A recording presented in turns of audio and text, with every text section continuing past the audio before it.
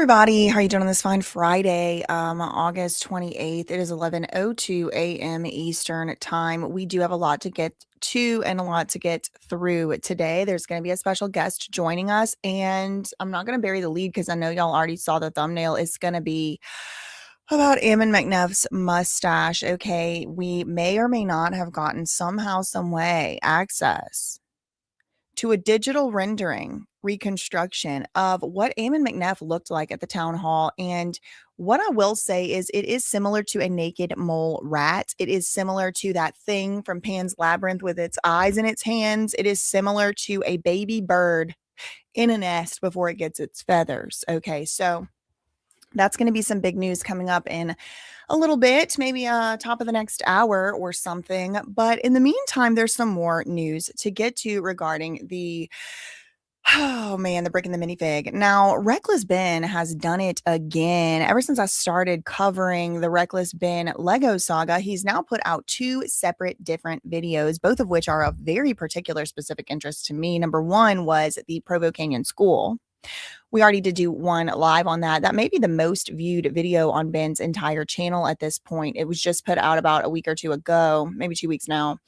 The villain in Who Killed Roger Rabbit. I don't remember what he or she looked like. Preston. But I am interested to try to look that up now. Anyway, okay, so listen.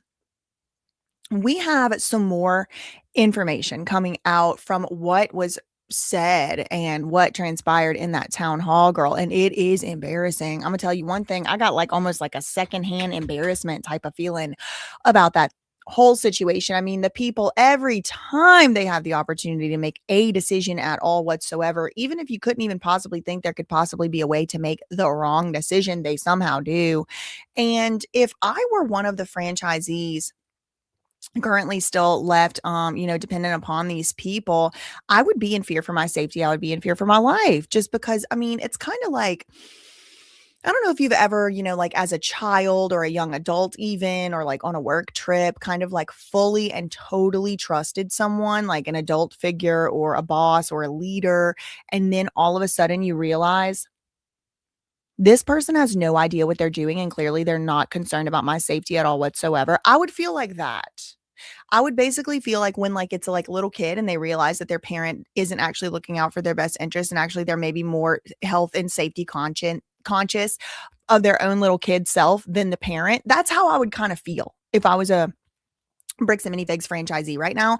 I would have completely lost hope in these people. And the reason is from some stuff that I saw on thebandmap.com. Now, we're also going to be talking, if we have time today, about the PR agency, NRPR. I did look the agency up. I did quite a bit of research on the agency, on the founder, and this comes from my previous video on this subject, the previous live show that I did do.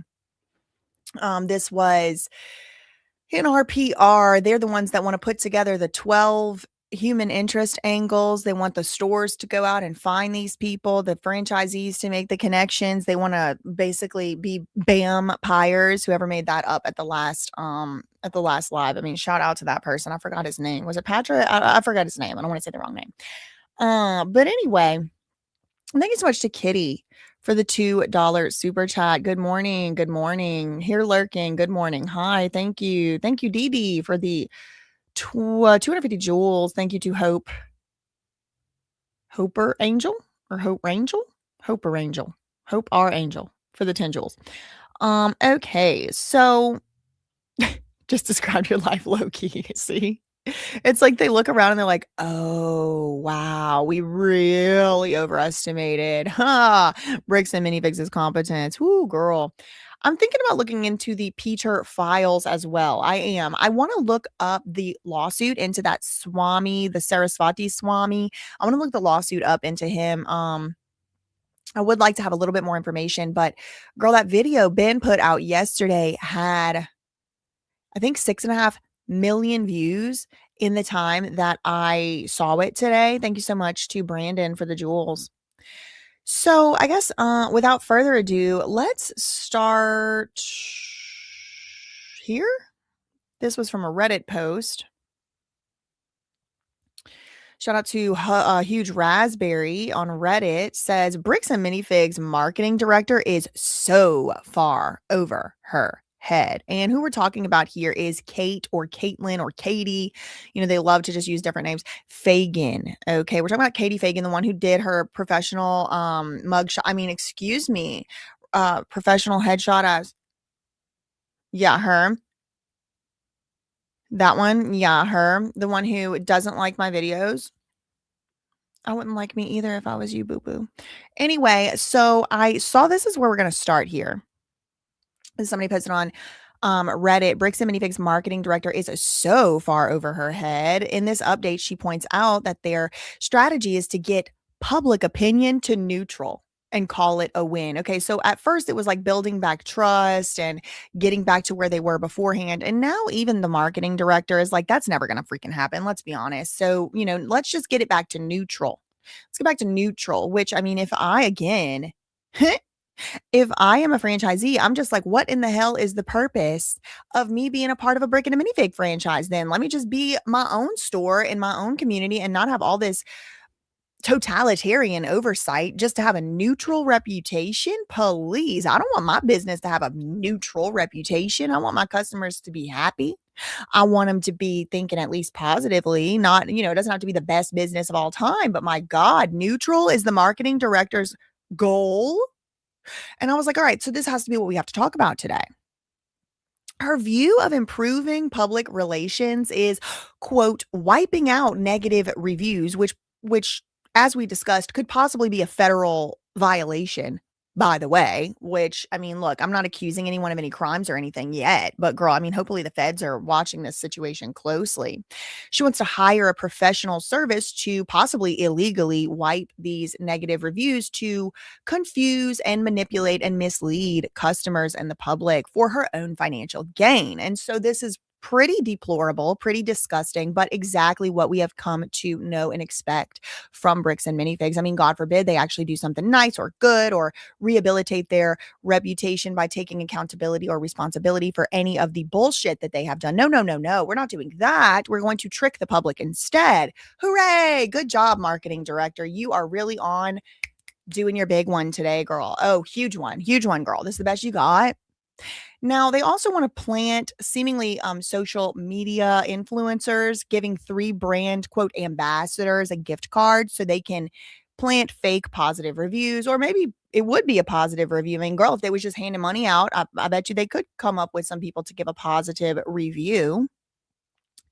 But I agree with what this Redditor said here. He says, or she, again, this huge raspberry on Reckless Bin subreddit. Shout out to them for putting this here. And I totally agree. Folks, this is not even something that a freshman in college would submit as a turnaround plan for a company that is sinking faster than the Titanic.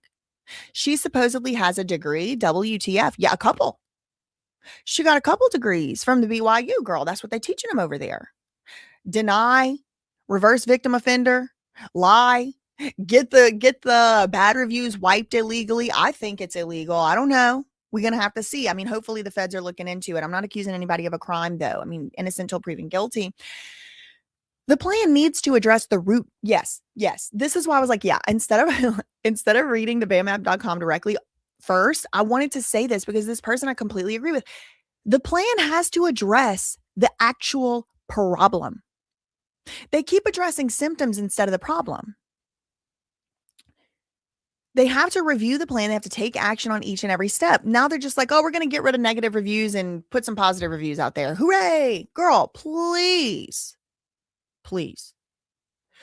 Hey, Bam, if you're reading this, shoot me a DM. I'll consult for you. And I have a real turnaround plan in 2 weeks. Clear, concise, with action. Woo.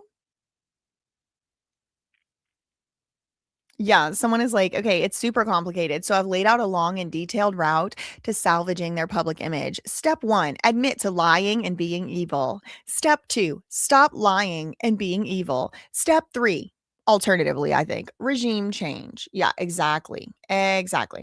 So let's see. Shout out to the BAMMap.com. They have put out quite a few updates since my last video on the topic. And so we're going to breeze straight into the next one here. This one has to do with Bricks and Minifigs' plan, 60-day plan to so-called, quote, "rebuild trust."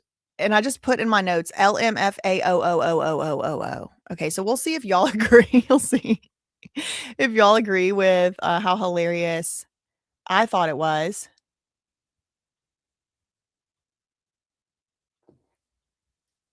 Hold on.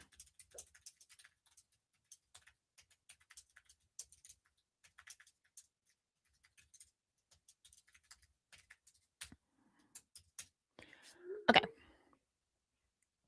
Um, all right. So this is their 60-day plan to supposedly rebuild trust to get them back up to neutral in the eyes of the public, which I think is a fool's errand in general without doing something, very extreme, like way more than just like burying bad reviews, but whatever, girl, whatever. Okay. So here's their 60-day plan. This came out 2 days ago. So the title of this article on the BAMmap.com, or this entry or this update, whatever you want to call it, is rebuild trust, rebuild traffic. And BAM's 60-day plan, they're the same job. Bricks and Minifigs asked its franchisees how corporate could best support them. Okay, so before the town hall came out, or meeting or whatever, Bricks and Minifigs sent out a question to all, or I guess probably most, but maybe all of the franchisees, and asked them at least one question specifically, which was, how can corporate best support you? Okay. So Briggs and Minifigs asks their franchisees in preparation for the town hall, how can we corporate best support you? The sorry people. Oh, excuse me. The peasants. Oh, excuse me. I mean, the franchisees, aka the lifeblood of the company, aka would be immediately bankrupt with no franchisees. Yeah, them. Okay. So the franchisees answered the question, apparently, according to the BAM map update, pretty much in a majority fashion. Okay. The most common answer that the franchisees gave to corporate this week on how corporate could best support the franchisees said, handle the reckless bin crisis. End that, and then help us build our business back. Because we're now losing goodwill, we're losing money, we're losing revenue, aka our livelihood. So can you just get the hell up out of this reckless bin lawsuit? BAM's reply to this request from or this answer from the franchisees was this 60-day plan. Now, the 60-day plan could have just included, day one, drop the frivolous lawsuit that we have outstanding against Ben that's causing us to hemorrhage money. Against Ben. Did I say Ben or Bam? That we have against Ben. Like, that could have been day one. Do you think they did that? No, hell no, they did not. The survey responses, Nick said, the survey responses are going to be used to identify disloyal franchisees. Probably.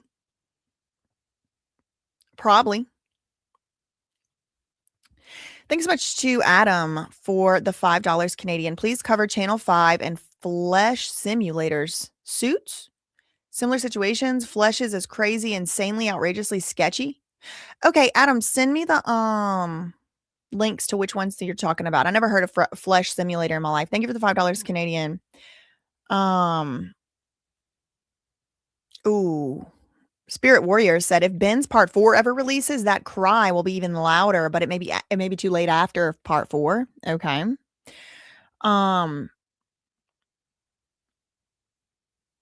Okay. So let's get back to this update from a couple days ago.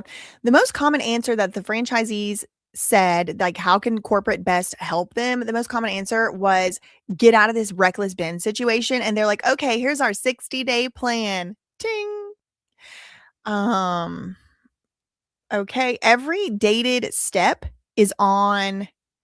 Oh, excuse me. Every date they have this agenda, like schedule and they all have dates on them, and all the little entry points are a way to basically trick the public, basically change our minds instead of changing their behaviors. Okay, this is very important. Okay, they do not intend to change their behaviors. They do not intend to substantially change or materially change any goddamn mother thing they're doing. They only want to manipulate, trick, and change us. They want us to change. They want us to change. They want to change our minds instead of changing their problems, instead of changing their predatory behaviors, instead of dropping their lawsuit. They don't want to do that. They want to change our minds and in part and deceive us. There's legitimate reviews that are up there. They're calling them stubborn reviews. They're trying to get them taken down so nobody can see them. Okay. They're probably paying a lot of money. Okay. So the question and answer. So at its Q3 franchise town hall, I think they have 3 of these a year. Each quarter, they have a town hall. Now, again, I did mention this in my last video about this, but the franchisees don't really have a voice at these town halls. The town hall is for Ammon and Matt and Reed and Katie and Darren Hicks and the rest to yap and, spew. And for the subjects, as far as they're concerned, the franchisees get to sit there and just listen and they don't get to talk. Now, that's what I understand to be the case. Perhaps I am mistaken. I was not on the call. I didn't get invited. Okay. Might come as a surprise, but I didn't get invited. And so it says at the Q3 franchise town hall, Bricks and Minifigs reported a survey results back to the franchisees. And these are the results of the survey of the franchisees. So here's the survey results. The answers were not about products. They were not about the price they were paying for stuff. It wasn't about Lego. It wasn't about the supply chain. I don't even think the biggest issue that people brought up was the August 1st complete and total failure to get all of these franchisees their Legos on time for the biggest drop of the year. No, the biggest issue that they all had was this. 20% of them said corporate.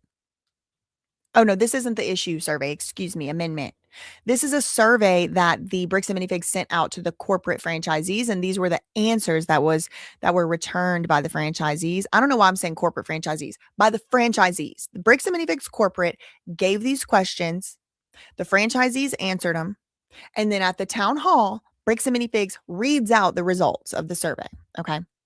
20% of the franchisees said that corporate could better support stores through national ads, localized support, and proactive strategies to drive foot traffic. Now, that's kind of a low percentage. I'm actually a little bit surprised that it was only 20%. 39% said corporate could better support Bricks and Minifigs franchisees by, quote, ending the reckless bin situation and building back trust with the community. Now, does it say continuing the frivolous lawsuit? Mm-mm. Does it say suing him more and more again in different jurisdictions? Mm-mm. Does it say putting Ammon on Fox News and Cobb and the rest and letting him come out and tell his side of the story again? Mm-mm. It says ending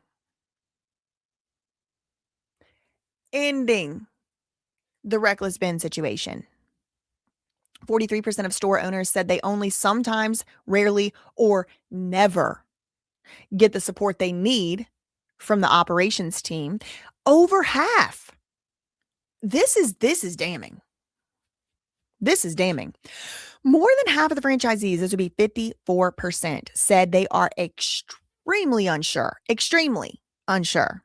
about Bricks and Minifigs' long-term strategy and direction. Okay. They're looking around, they're realizing the adults that are in charge, who they have pretty much entrusted to helping them to invest their life savings in many cases, has no intention to actually look out for their best interest, or perhaps are just completely incompetent. One of those two things. They're looking around and they're like, I don't fucking know what these people are doing. Who knows what the hell they're doing? Extremely unsure about Bricks and Minifigs' long-term strategy and direction. Now, 81% of the franchisees, 81, more than 8 out of every 10, said that the training does not prepare their stores to operate effectively. This is a business that is in trouble from the inside. The training to run the place, the confidence in its direction, the direction of the build of the business, and the support behind the counter. Now, Kate Fagan, she talked apparently at this town hall also. And she was talking about this 39% by ending the reckless bin situation. She commented on it. She's like, all right, almost 40% of y'all, almost 4 out of every 10 think the best way that you could support us, that we could support y'all rather, is to end the reckless bin situation. So let's hear it from Miss Marketing Director herself, who's obviously done such a piss poor job. I mean, I think people should be able to get out of their contracts with Bricks and Minifigs from Kate Fagan's stupid ass alone. Because that bitch, if she had any goddamn idea what in the fuck she was doing, this shit would have been over a long time ago. No clue. Absolutely no clue what the fuck she's doing. And it's clear, you can see it here, if this is to be believed, which I believe it. She addresses this 39% of the franchise. That's a huge percentage. Like, think about it. You're sitting there looking at 100 franchisees, like 40 of them think you need to end the reckless bin situation. 40 out of every 100. Well, 39 out of every 100. I rounded up.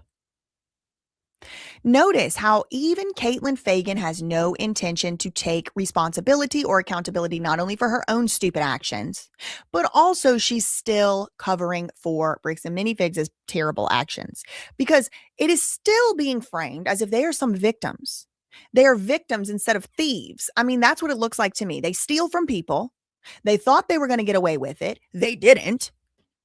And now, oopsie, they're making every wrong decision in the book. Now, everybody's innocent until proven guilty. I don't know who stole what. Maybe it was Conversion Girl. I don't know. Maybe they need to start going after Josh and Brandon. I don't know. Who could even know? So she says, this is a quote, and this just, it honestly, it kind of pissed me off a little bit, kind of made me laugh, because it's just, these idiots are so in over their freaking head. They have no idea what they are doing. They have no idea what they are talking about. I think they just say words and they hope that this just lands and gets them to the next meeting. Like, I really just think they're just holding on for dear life and probably transferring assets or something, girl. I mean, like, it's just so amateurish. And the crazy thing is, they want to double the amount of stores. We're going to talk more about that later, but she says 39% of you said you want corporate to better support stores by ending all this garbage and helping us rebuild after this reckless bin situation. No, that's not what in the fuck they said, Katie. They said ending it and building back trust. Nobody said they wanted to help you. The question was, they wanted your help. The question was, how can we corporate help you? And your disgusting ass said, just kidding, y'all can help us instead. Not a single brain cell of reading comprehension among this entire executive team, it seems. Like, the whole thing. I don't think they could together come up with one reading comprehension brain cell. The question, Katie, was not, hi, we're the franchisees. How can we help you? No, y'all have royally fucked those people over. So the question was, hi, we're corporate. How can we help you, franchisee? But somehow, some way, these entitled rats still end up putting all of the responsibility on the franchisees who had nothing to do with this situation. You want corporate to better support you by helping us. Huh? What? No, Katie. No, that's not what they even motherfucking said. One brain cell of reading comprehension is all that would be required here. Just one microscopic brain cell is all that would be required, but you couldn't even do that. If the marketing director cannot read and comprehend, if the CEO and the COO cannot even run one simple proposition through a logical argument, puzzle, like a logic truth table, even in their own mind, I have no problem seeing why the franchisees are afraid for the future of this company, because these are it's like a class of kindergartners. Do y'all remember recently, like maybe in the last year or so, when it was really like a viral trend to like put like world leaders as babies, and like, or like Tucker Carlson or like Candace O or whatever, they would put like people as babies, and then they would be talking like about, like, that's what I imagine this town hall is like. It's like a bunch of babies sitting around like, how can corporate best help you? Oh, it's by you helping us. Yay! And then they like rub like Cheeto dust on each other or something. Then they rub like Cheeto dust on each other or something. Maybe eat from some goldfish or something. So the best way for corporate to help the franchisees is for the franchisees to help corporate. Got it. Okay. All right. Got it. Anyway, moving on. Then on the very next slide, or slides rather, came their plan. Rebuild trust, rebuild traffic. Okay, GPT PTSD. Got it. Okay. So the answer was on a calendar. So they made this calendar, and it mapped out from August 19th to October 1st. August 19th was the supposed resolution. I did make a video about the lawsuit getting dropped against Brian Mansell and the injunction earlier today on this channel, if you want to go check that out. August 27th, which was yesterday, they supposedly were supposed to be getting a new website. September 1st, they're supposed to be getting BAM passports, whatever the hell that is. September 8th, so we're due in about 10 days or so for, or 11, for PR and BAM ambassador. All right. So right around September 8th, get ready. The Reddit's going to be flooded. The PR bots are going to be out and about. Hey, Caitlin. Hey, girl. I hope you got your pen out, your notebook. I hope you take your notes, girl, because this shit is pathetic. You are absolutely deplorable and pathetic for this shit. It is hilarious. Oh my God, girl. Thank you so much to Hope or Angel for the 1999. Thoughts on a banging Patreon? I don't know what that means. Thank you so much for the 1999. Thank you so much to Man Blossom for the $10. Summary of the new plan: stealing from old people failed. Now we have to steal valor from old people. Oh, true. True. Oh, it's so funny. Arnilso, thank you for the 50 knock. Says, does BAM's tagline match for franchise turning? Rebuild the LLCs, reuse the stolen sets, reimagine the story when people keep asking about it, aka lie. I don't know what too much about franchise turning, but I mean, it seems to track. Thank you for the Jules D Deloach. Okay.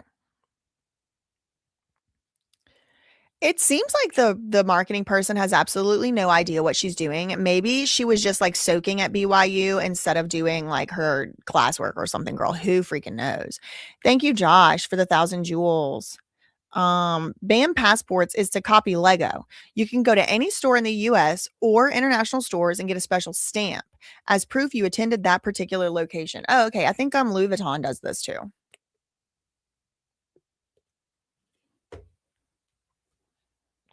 And who wants to be a BAM ambassador and do BAM PR after this? I mean, it's really cringy and embarrassing. Very. Hold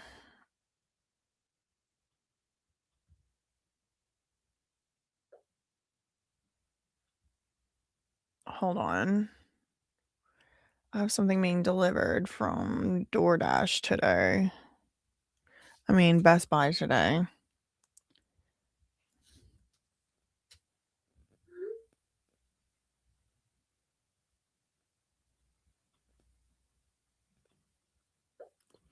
Okay.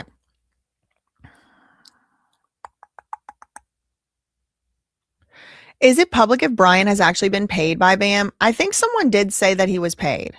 Speedy, thank you for being a member for 1 month. Thanks to Heather for the jewels. Okay, so back to what we're doing with this ridiculous plan. I mean, it's so funny to even call it a plan. It's so cute and hilarious. It's almost like watching babies. It would be cuter if they weren't putting people's like livelihoods at risk. But anyway, okay, so then September 16th, the review in essential proven guilty removal services. And then September 26th, they want to do a Brick Cities convention in Milwaukee, I guess. Okay. September 28th, Texas pilot of Bamily Rewards. September 30th, updated brand guidelines. And then October 1st, the fourth quarter will begin. The calendar opens with resolution, which was the settlement between Bricks and Minifigs and Brian Mansell. It was framed as a content. Good news, the little brat Fagan called it. The company is sharing on socials. The trust rollout begins with the settlement, which is repackaged as a positive story, but really, I mean, it was just a victimization of an entire family, and they admitted harm. Every step on this calendar changes what a customer sees or hears about BAM. Notice, they are not changing their actions. They are trying to change our minds, our viewpoints, our perceptions, our perspectives, and our opinions by changing absolutely goddamn nothing that they are doing. Okay? That is the dark arts of public relations.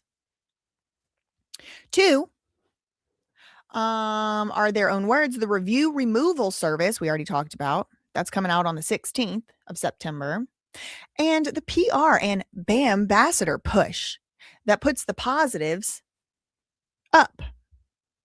Now they want to suppress the bad and flood the market with the good. They want to do it on a scheduled rotation on the franchisor's own map. The descriptions say the rest. In the marketing lead's own words, it says Katie Fagan. First, suppress valid criticism. Quote, she says, the other thing I'm going to be doing to rebuild trust is to enlist review removal services. Now, I don't know if those are legal, by the way. She says, quote, I was hopeful many things would just be removed from Google.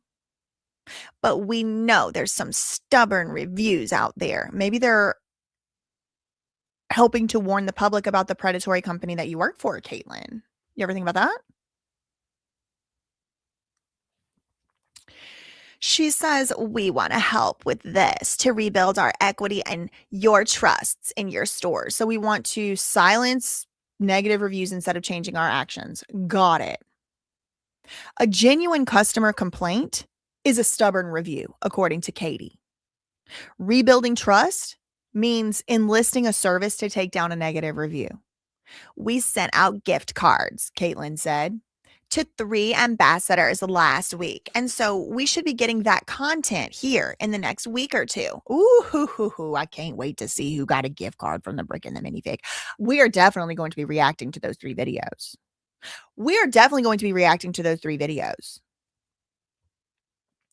Gift cards out, content back. That is a transaction, ladies and gentlemen, and everybody else.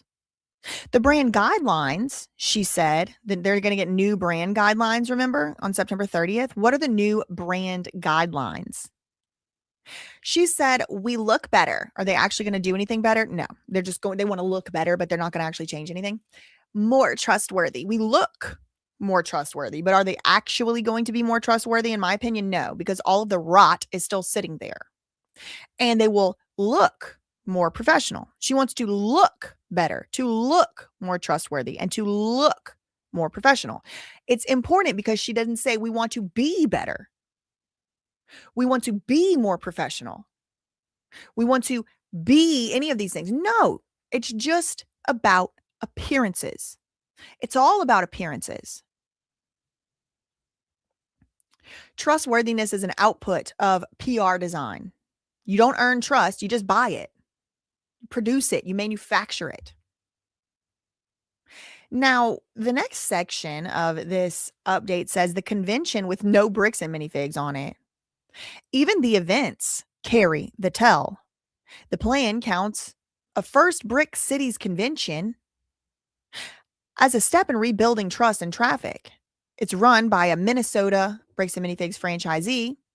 And at the town hall, another franchisee noticed the logo looks a lot like the BAM logo and asked whether the convention was franchisor owned. The marketing lead, that's Katie Fagan's answer, gave the arrangement away. Quote, it's franchisee led. We're doing it in partnership with them. I might give some feedback on the logo to make it a little more distinct. Okay, so feedback means this bitch, this control freak bitch, is going to come in and tell them what the fuck to do with their own logo for their own convention, all while saying it's a partnership and she's not in charge of it. The idea is that this convention will provide free booth space to all the local participants in the area from Bricks and Minifigs so you can make a profit by competing with each other. Okay. A franchisee run event whose logo Bricks and Minifigs is going to demand be more distinct. Is Brick Shell Cases, aka Archetype Signs, going to be responsible for this? Printing the sign and getting it ready, or what? Because I heard that takes months. Or is it only the franchisees who have to use that, and then the actual corporate gets to use whoever they want and the cheapest and whatever? The convention's own public page says it's hosted by locals for locals, part of a national Brick Cities tour. The franchisor, Bricks and Minifigs, is nowhere on it. This is a grassroots Lego show to the public, but now it's being marketed as free traffic on BAM's calendar. Trust is a number they can move, according to Bricks and Minifigs. The job of rebuilding trust, according to this marketing plan that was cooked up together by, like, it looks like a crackhead or something. That's not an allegation. It's satire. Belongs to the marketing lead. Okay, so rebuilding trust belongs to this lady.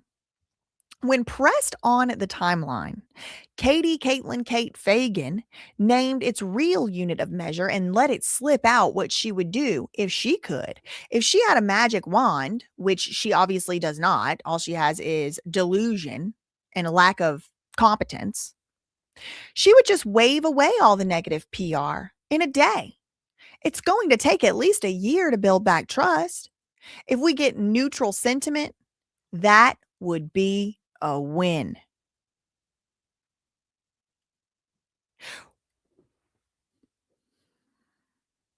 If we could then get positive after a year, that would be a win too. So they want to nudge the score away from negative toward neutral and then eventually toward positive. Bricks and Minifigs summed up the next 60 days the same way. Continued reputation work, PR, local search, and reviews. Local search means to manipulate search engines in order to hide and bury reviews, hide and bury feedback, and only flood it with the fake bullshit that they're about to put on the internet and shove down our throats. Okay. What are they doing? Reputation work. Changing their behaviors that cause this reputation? No. No. Just changing our minds, trying to. They're not going to change mine. Not like this. Not like this. This is not a list of things to fix. It's a list of things to manage. The 60-day calendar carries no fix for the conduct behind the crisis, not the buy counter at the center of the lawsuits, not the fulfillment failures of Bricks and Minifigs itself that they called a disaster in the same meeting. That was from those August 1st failures to get the bricks and Minifigs out to the people. The Legos, the August 1st drop, fail. Not the franchisees. It cut off from its community. Their little plan does nothing for what the survey itself actually said, which was they don't feel adequately trained to run their stores. They don't address the 54% of franchisees who are that would be hundreds, right? Over 100? 54% of the franchisees are unsure of the company's direction. Extremely unsure is what it said earlier. The 43% who don't get the support that they need from operations, it's just a PR plan. And after going to that town hall, I would be looking for a franchise lawyer who could get me the hell up out of that deal before I lost more from this company. These are the numbers that the stores actually feel from the inside. None of them have a date on the calendar. The plan answers the grievance that Bricks and Minifigs could dress as perception and leaves the ones that it could not. They did mention standardized corporate approved disclosure forms for every transaction and de-escalation training for staff when somebody makes accusations. Bitch, the McNeffs better be the first one signed up for that. And Katie too. Y'all do not know how the hell to goddamn act. The omission fits how the leadership talked about the problem to its development chief. The crisis was just a distraction. So Darren Hicks, he's the fractional board member. He's one of the franchise sellers, and I guess he's also the chief development officer. He said, quote, "That's where I like Caitlin to spend all her time. Not chasing Goofy Ben. We stopped advertising on Facebook. Why? Because there were wackos out there. It was ridiculous. There was so much dust." Okay, so this is an admission of harm, in my opinion. You have the director of operations, not the director of operations, the chief development officer, Darren Hicks, a franchise seller and a fractional board member, last I checked, saying we don't even advertise on Facebook anymore because why? People were posting negative comments. Now, who's the wacko? The sick fucks who steal from old people? Or the customers who are rightfully addressing the stealing from the old people? Because I'm getting sick and tired of the sick fucks acting like they're the victims. Darren, Caitlin. And he gets to tell Caitlin where to spend her time. I don't think Caitlin's been chasing Goofy Ben. I think her days on the internet for her reputation will be freaking numbered if she was chasing, quote, Goofy Ben. If he's so goofy, why y'all got a RICO? A frivolous RICO lawsuit outstanding against him. Goofy Darren. Goofy ass, bitch ass Darren. He's so goofy, but y'all worrying about him. The stores also specifically asked for them to end the situation with Reckless Ben. They're not even advertising these stores on Facebook anymore because of their harm that they caused. That's their fault. And again, they're making it the franchisees' fault. They're making it the franchisees' problem. The franchisees are the lifeblood of this organization, of this, if you could call it that, company. When the dispute is treated as noise and rightful critics are called wackos by the likes of cuck-ass Darren Hicks, and they spelled Darren wrong, your mama couldn't even spell, bitch, won't you go worry about your own fucking self? Trust is not something that these animals can comprehend. They don't understand what it even is, because that would require them to understand an alignment with truth, which they don't have. They're liars and thieves. That's my opinion, and I'm allowed to have that opinion. I didn't say they were convicted of it. I didn't say they were charged with it. But this is a criminal mind, in my opinion. That is not to say they committed a crime, because they have not been even alleged to have committed one. But this is how criminals think. So that's my opinion.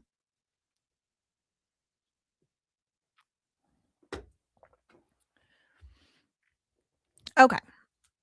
So to rebuild traffic. Okay. So fuck a brick and a minifig. I'm honestly aggravated with them today. So let's look at this next brick and minifig. The BAMmap.com update on the brick and the minifig situation.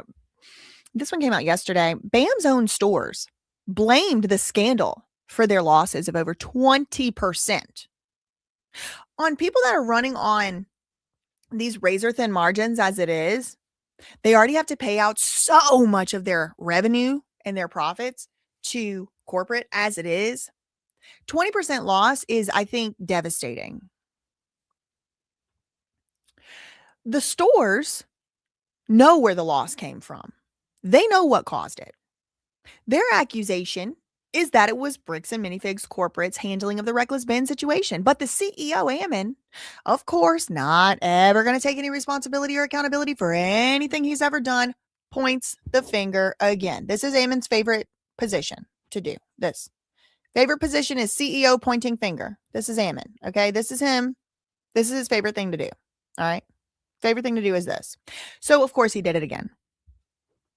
At the town hall, Bricks and Minifigs corporate read out a question from one of its stores. Down more than 20% since the crisis broke in May, and asking what corporate would do about that money.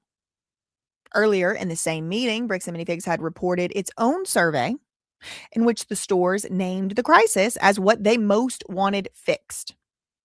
The CEO's answer went another way. It was hard to establish, he said, how much of any store's decline was actually caused by the crisis. So BAM wasn't going to try to establish it. Well, no shit, because if they come out and admit, if Bricks and Minifigs comes out and actually admits, yeah, the reckless bin crisis made the sales go down. Oops. Now the stores have more reason to be pissed at them and more legal reason to get out of their contracts, sue them, or whatever. This is not legal advice. They don't want to admit any legal liability here. They don't want to say, yeah, our piss poor, incompetent handling of this crisis at every step, at every turn, we handled it wrong and it's causing harm to y'all. They're never going to admit that. Never. They're never going to admit that. These abusive sociopaths. No, they're never going to admit it. So one of the questions that BAM read out loud from the franchisees is, quote, what is being done to help franchises with the loss of sales revenue since everything has unfolded in May? Many stores I've talked to have seen losses in excess of 20%. So 20 and more due to the scandal. This store did not ask for reassurance or a pep talk, by the way. It reported a loss, dated it to May, which is when part 1 came out, and named the cause, which was the scandal. Then they directly asked corporate what they supposed to be doing about the money. So here's Ammon, whose middle name needs to be Waffle McNeff. He opened with help already in motion, quote, or a quote, community builder program and royalty-free days. Remember, the royalty-free days required franchisees to basically beg their loyal customers to email corporate to ask for a royalty-free day. They didn't just make it a royalty-free day. No.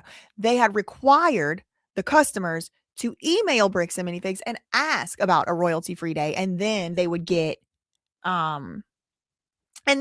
what they had coming. Several different initiatives to try and help the franchisees regain some footing. And then before the list of the next 60 days, he moved to the subject off to money and then to onto attribution. Now, what's harder to establish, this is Ammon, is exactly how much of every store's decline was caused by this issue. So rather than going back and forth, he's like, I'm not arguing with y'all. I'm the daddy. I'm the adult. Whose parents ever said this? I am the mom. You are the child. I am the parent. You are the child. Whoever said that, put a 1 in the chat. Your parent ever said that. That's Ammon. I am the boss. You are the sorry people. I'm the boss. You are the sorry people. That's what he's saying. We're not going back and forth with you peons. We're not going back and forth with you people. So instead, we're just going to wipe reviews. Okay. So on that note, we do have a special guest who has arrived. Okay. Let me get my audio right. Let me get everything set up. That should have already been set up. Like, this ain't my job. Like, I shouldn't have already had all this set up, girl. Whoops. Okay.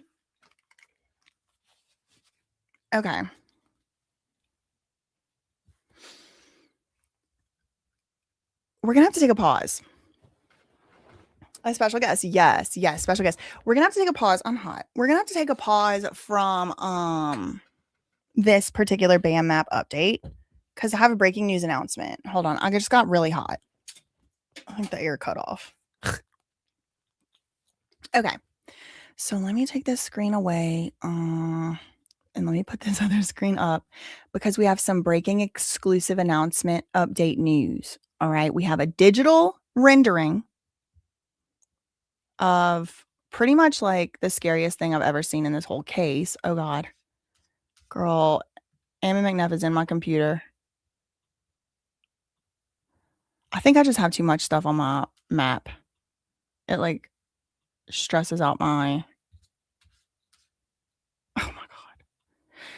I literally zoomed in on the Reckless bin excuse me, I literally zoomed in on, like, this Lego Saga thing, and it, like, is nothing on there now.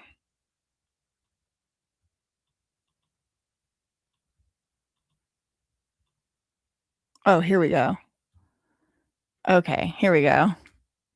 That stresses me out. It's like Rainbow Wheel of Death. Okay, oh my god, my poor guest in the back end. Hold on. I'm shutting some things down because I think it's like okay, fine, don't shut that down. I don't know my CPU running, girl. What's going on? I really think it's Ammon's Demons.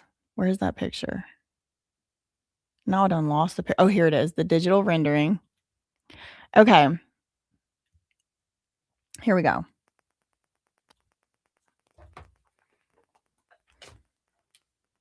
All right. Do y'all remember Kim Possible?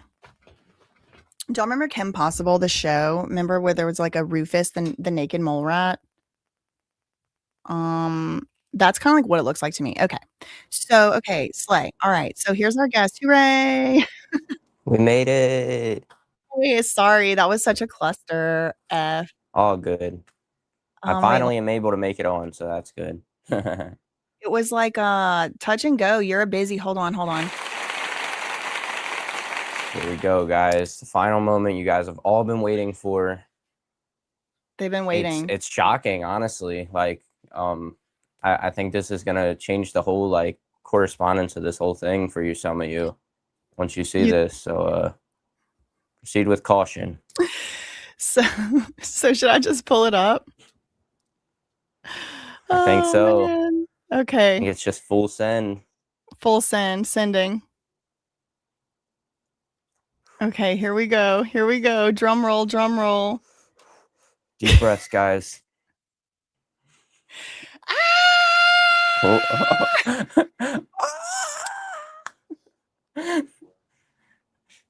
Jump scare. I always hated the mustache. But now I feel like he should have kept it. This is good. This is what we see that somebody does when they have a very fragile ego. So just what are your thoughts on this? Hold on. This is kind of what it reminded me of. He's there you go. There's my thoughts summed up. What's the difference? See, it keeps doing this. This is what it did a minute ago, and it freaked me out because I was like, "Where's Ammon, the mole rat?" Okay, so I actually had a few things that it kind of looked like to me. So I'll just start adding them here, and you can give your analysis. You have some good ones. Okay, so, yeah, honestly, I gave you a my analysis on this is just like I think Ammon's been hearing that he looks like an evil supervillain, and he took that to heart, and he's like, I'm gonna change my ways. You know, I was proved wrong for once, probably multiple times, and the mustache had to go. It wasn't its time. It stopped serving its purpose anymore. So, you know, as the lawsuit with Brian went, so did the mustache. So, what are we thinking about? Wait, do I have a side-by-side of this one? Okay, so the thing from Pan's Labyrinth was another one I thought kind of looked like him. This thing. Did you ever see this movie? It might be before your time. It's a little bit before my time. Also, that's like nightmare fuel. Like I would have. But doesn't it look like him? Yeah, no, it's like a super iconic character. For sure. It's a super iconic character.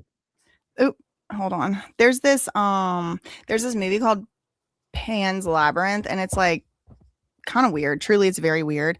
But there's like this like weird thing. Like, do you know Harry Potter? You know those mandrakes, like the the screaming things that they pull out of the pots. It's like, "Ah," and they have to hold them and they have to cover their ears or else they'll die or whatever. It kind of looks like that. And it's growing under this girl's bed. And then this thing comes out and has horns and it's like, okay, I'm going to take you in a adventure. And then this little girl goes on an adventure and it's not an adventure. It's like actually really scary. And then she gets to this place where there's this long table laid out and then this like weird thing is sitting there, has no eyes and has hands on the table. And then she takes food off the table and it wakes the weird thing up. And then it puts its hands right here and has eyes on its hands. And that's really one of the things I thought of.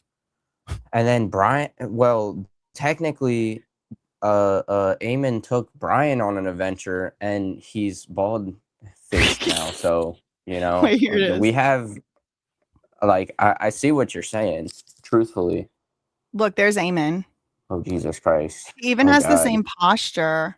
See, there's his eyes. So she's like, oh, let me take some food. And she does. And this thing wakes up and chases her. And I'm like, that's definitely Ammon. And then that's Brian, and he's like, let me get my Legos back. Just give me And my then- stuff back. I had some more. I had a bet. But in Oh, this yeah. We case, have the, Brian with the mustache. Hold on. We have him too. Which is Ooh. like way See? better. Reverse roles. So, the Brian's up now. Brian inherited the mustache with the lawsuit, Do you think it's safe One to say loses the lawsuit, so the other one. Go ahead. Go ahead. Do you think it's safe I to was say gonna say one Brian loses the- mustache mogged? I think we're on a delay. Do you think it's safe to say Brian mustache mogged? Ammon? Is that true? Is that Yeah. correct? That's safe to say, yeah. I mean, look at Brian's mustache. It's just it's perfect, At least he doesn't look like an evil supervillain, He kind of looks like a badass guy trying to get his Legos back. He does have like So- a really good mustache. Hold on. I'm gonna do these baby birds. Oh, also, you're in Ben's most recent video that just came out and has like 7 million views overnight. I noticed. Which one was that? That was the taking down the evil Swami the cult. cult one. Mm-hmm. With Yeah, Spiegel, I Peter did Spiegel. I did a good chunk with that. That's nice. Are you the one You in want the to know clown? something? Yeah. No, I actually talked to Peter Spiegel face to face, Okay. but I don't think there's a video of that yet. Yet. Are you gonna be putting it out? Hopefully. I Okay. have What to do you just think get about this footage from one? Ben.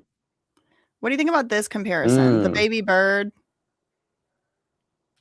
Then I'm sure that Daddy Bird would be I forget his name. Dan McNeff. Daddy McNeff. Dan McNeff. Okay, so here's the collage. Okay, so what do y'all think about the things that came to my mind? What do y'all think about the things that came to my Okay. mind? Does this kind of look like it? I think this is the closest. This one right here. I think that's the closest, yes. You think so too? It's how do I send fitting. it?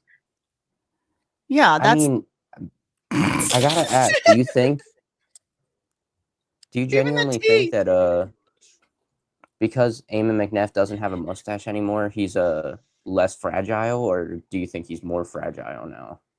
I think more. And I'm gonna say like the story of Samson and Delilah, where when Samson, he's like the strongest guy ever or whatever in the Bible. He could like do anything, but it's because he has this long hair. Then he cuts the hair and then he can't do shit. He's like basically like just weak now. That's kind of how I feel about Ammon, but he started out weak. So now he just looks like a Yeah. plucked chicken. Oh, a plucked chicken weak man.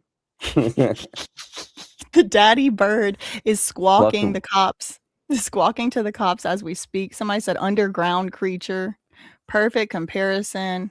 He looks like the hero of the story now. This has completely changed my perspective. Brielle said, yeah, I'm sure that's sarcasm. Yeah, sarcasm. He looks weaker. I thought the same thing. PR had to convince him to shave his mustache, and now he lost all his powers. That was the one thing. It was like, at least he's like got the, it is like unconventional. Oh, I got a special. Yeah. Look what I got. I kind of melted it and messed it up. But y'all, I got something specifically for this. Okay.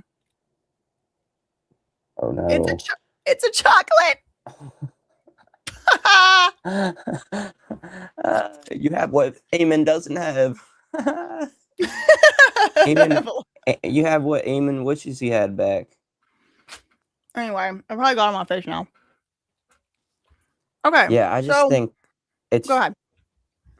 I was just gonna say, I just think like it's out of pure like insecurity that he did this. Like, you know, press is coming after him. They're also coming after that evil looking mustache for sure. And then out of the blue, you just shave your mustache after you lose a lawsuit.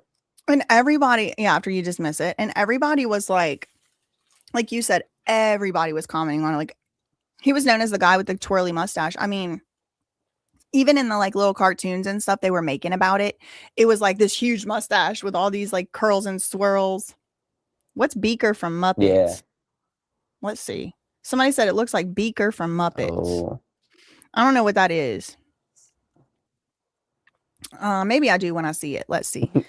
Beaker from Somebody Muppet. said maybe Josh is starting to wear shoes. Oh my God, imagine. Okay, here we go. This is Beaker from Muppets. Oh, wait, let me move this. And then this. And then this. Whoops. All right. So here's him. I mean, I guess it kind of looks like him. I could see it. That's kind of funny. Yeah, I could see it. This, yeah. Let's add that. We'll add that. The big mouth is fitting. With no lips at all. Yeah, no, that's totally, yeah, I could see it, especially like the mouth and the lips aspect. Watch, let's put it on our map here. Yeah, let's just make like a vision board of all the things Ammon looks like. Please consider adding a blobfish to the. Oh, yes. Yes. Blobfish is a good one. Yep. Yeah, I could see this one looks like him. I could see it. I could see it. Let me get it like a little smaller in here. Okay. All right. Beaker. All right. Let's do a blobfish. Yes, definite blobfish. Wow. Wow. Why didn't I think of that? Blobfish. Oh my God. No. Okay. Okay. Wow. Holy shit. This definitely is him. Oh my God. Is this real? Are blobfishes real? Have you ever seen one in the wild or in real life? Yes, they are. Do they look like that underwater? I haven't seen one in real life. Like if they're underwater, do they still look so blobby? Y'all look at the blobfish. Okay, let's move my favorite one. Look. What do y'all So stop. It doesn't want me to be great. Oh my God, look. Oh no, we lost Ben. We lost Ben. That's jamming Ben. Oh, there he goes. Wait, is he back? We lost our senior blobfish correspondent. What else do y'all think? Okay, there he is. There he is. Okay. People are saying this is the one. I don't think you can just see one underwater. They're way, way, way down. It's his twin. People are saying this is definitely him, the blobfish. I don't know. That blobfish looks like it has a personality. Oh, there went Ben. I'm sure he'll be back. Oh, man. What else? What else do y'all think that he looks like? Sorry. That's okay. No, they look different underwater, Heather said. Blobfish looks more charming than Ammon. I think it's like this. I think he looks the most like the mole rat. The naked mole rat. Yeah, especially this one. Look at it screaming. It's mad. And it probably gets sunburnt real easy. It's like, I'm not gonna give you your Legos back. Get out of here. Anyway, this is a digital rendering of the picture, which I also ran through a filter. So, I mean, this is, just an artist's interpretation, we'll say. Until it's real, until we get the real thing. And then until it's real. That's gonna be a good day. Has Ammon convinced his brother to grow one now? Maybe we'll get him in trouble. Somebody said we can't call him Dastardly anymore. Phineas from Phineas and Ferb. That might be a little after my time. What's Phineas look like? Like a kid. Maybe a little. I Okay, feel let's like a see. little different because Eamon kind of looks like an old man, and Okay. like Like an old man Phineas. Okay, I could old see. Yeah, reti- okay. Somewhat, yeah. maybe like Old Dr. retired. Doofenshmirtz. There you go. Dr. Dole, man, I'm getting all of the lore here. Okay, Dr. How you spell that? Doofen. Oh, it is like a Schmertz. old Phineas. Okay. I'll see what you're saying here. Oh, yeah, he's kind of a villain. Oh man, this is Dr. fun. Doofenshmirtz is. Yeah, I love making these like collages. It's fun. All right, let's do this one and this one. Eamon's face always looks like it Doofenshmirtz. was called Miss. What did he say? Ammon's Realize face. Ben had an actual friendship. Thank you, Man Blossom, for the $10. Ammon's face always looks like it was caught miss sign. Like the sigh when he realized Ben had an actual franchise. I don't know what. Oh, mid sigh. Yeah. They do sigh a lot, though. Think of the $10. Okay, I got the Phineas and Doofenshmirtz added. So I can see the Phineas and Ferb guy. I can see Phineas. He does look much like you said, younger and like more sprightly. This guy probably more like Ammon, but then I don't know. This guy looks like even kind of like cooler than Ammon. He's got like an eye patch and like he's like actually been through some stuff. But yeah, I think a combo of like these guys, I could see it for sure. Oh my god, he looks just inflamed and allergic to outside, which relatable to some extent. To some extent. He looks like if he goes near any Legos, his skin's gonna start breaking out in the hives. Yeah, and he's gonna start going, my precious. Okay, Doug from Nickelodeon. Okay. Do do do do do do do. Okay, let's do Getting a lot of Doug. Nickelodeon lore with Eamon.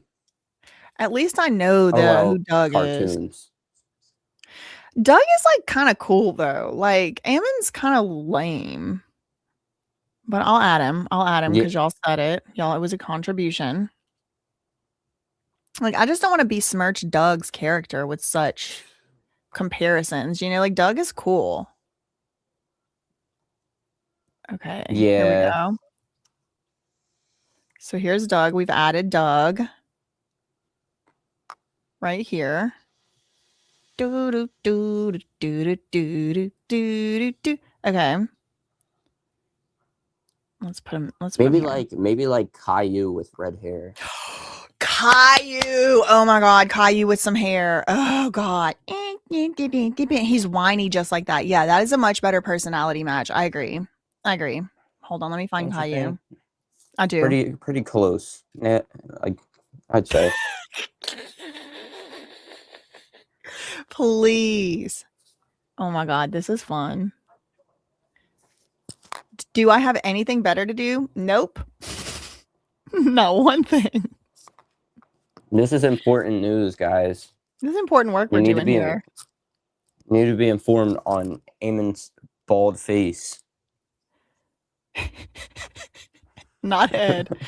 Okay, well, oh no. Let me not cover up Brian. Okay, yeah, look, we can do like this, like when they're presenting him. Ah, yes. You see what I mean? They're like, guys, this is us. This is us in another universe. Okay. All right, now what? Okay. So, Chocolate Lady from SpongeBob. Chocolate! Oh my god, you know I what? used Who's the to guy? love chocolate.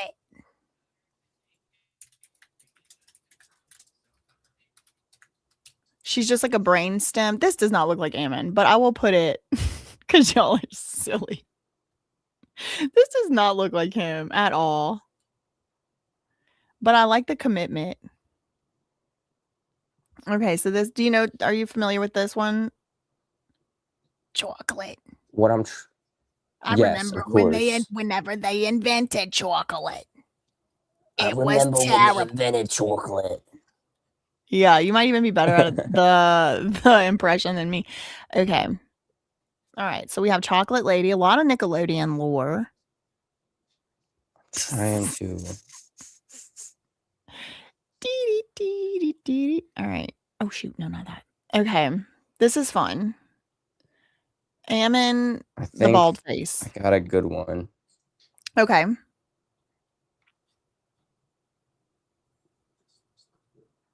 Oh my goodness. Look up Woody Harrelson as Carnage and then go to images and look on the first picture. As Carnage. Yeah. Ah! The first picture? Is it this one? Is it like him in like a white thing and he's like smiling like that? Yeah. Oh my god, Woody Harrelson is scary. I think that looks just like him. Oh my god. Okay, I'm putting it on the chart here. I think Fine. We'll I move think that these one's guys pretty over a good. little. Yeah, this one's pretty good. Okay. It is scary. I think it does capture the terror that he instills, just the psychopathy. Oh my god, Oh look. my god. It's like they're brothers. Oh my god, look, y'all. Oh yeah, that's like brothers. Yeah, that's the truth. That's the truth. Yeah, good one. That's That was a good that's one. that's almost too close. He even has the red. It's like, yeah, it's Fat like the face lost. Zuckerberg. They did say there were like 8 McNeff brothers. This might be one of them. Yeah. A crazy alien guy. Someone said someone said they could be related. Um, what else? Looks like the newborn from Alien Resurrection. I'm scared. I am scared. He looks like Conan O'Brien. So for those of y'all who don't know, I mean, I thought it was like pretty obvious who Conan O'Brien. I thought Conan O'Brien would be insulted by the comparison, I'm sure. Those of y'all who don't know, this is like iconic Reckless Ben lore crew elite squad VIP level. This has been what was it you switched out? Were they calling you Switcheroo Ben? Yeah. You switched Switcheroo out. jamming or something. I don't know. Jammin' Ben Had a is lot of what memes. there's a lot of Bens. There is. In this I need specific scenario. I need y'all to do like a round robin, like who gets to be Ben, and everybody else got to pick a new name, like they do on Survivor. I think I'm a pretty good Ben, so like I would like to keep mine, but like, take it or leave it, Another Okay. Ben could have it. They could inherit it. Maybe Ben could sue me for my name fully, I I guess. do think it's kind of going to be difficult because there's other Bens that have had the name a lot longer than you. So what if they try to claim seniority? Yeah, they could do that, but I could just be like, I'm the best Ben, so I like that you answer. know. Yeah. I like that answer. The What can other you do? day, I was on Echo Base Network. We're not on there, but like in their comment chat, whatever live chat, and they were live, and someone and Brian Mansell was on there, and they were like asking Brian Mansell to say who his favorite Reckless Ben creators were, or like people who have covered the story rather. And I just like saw that Brian Mansell obviously wasn't really prepared to answer that question, like who's your favorite, like whatever. So he's kind of like going Yeah. back and forth, like, oh, I don't have a list. Da, da, da, da. So I just typed in there like #1 BJC live show, and then I just sent that, and then someone was like, how are you going to be #1? Like Reckless Ben should be #1. So then I like sent it back and said like #1 BJC live show, #2 Reckless Ben. number number 3 Echo Base Network, and then they because it was like on their channel. So that's a very like Yeah. thing that I would say. So yeah, I mean, even if another Ben had the name first, I could see why you would be like, no, I guess. Oh, Ren and Stimpy. Oh, yeah, this is Jam and Ben. Do you know what Ren and Stimpy is? How old are you, or if you're okay saying? I'm Because I feel like I'm 21. yeah, I'm like, oh my God. I was like in high school when you were born. Jesus Christ. Okay, but you still know what Ren and Stimpy is? No. I may have heard of it. It's like from like I think the early 90s, and yeah, I'm gonna do this Ren through this. It's not Stimpy though, it's Ren who he looks like to me.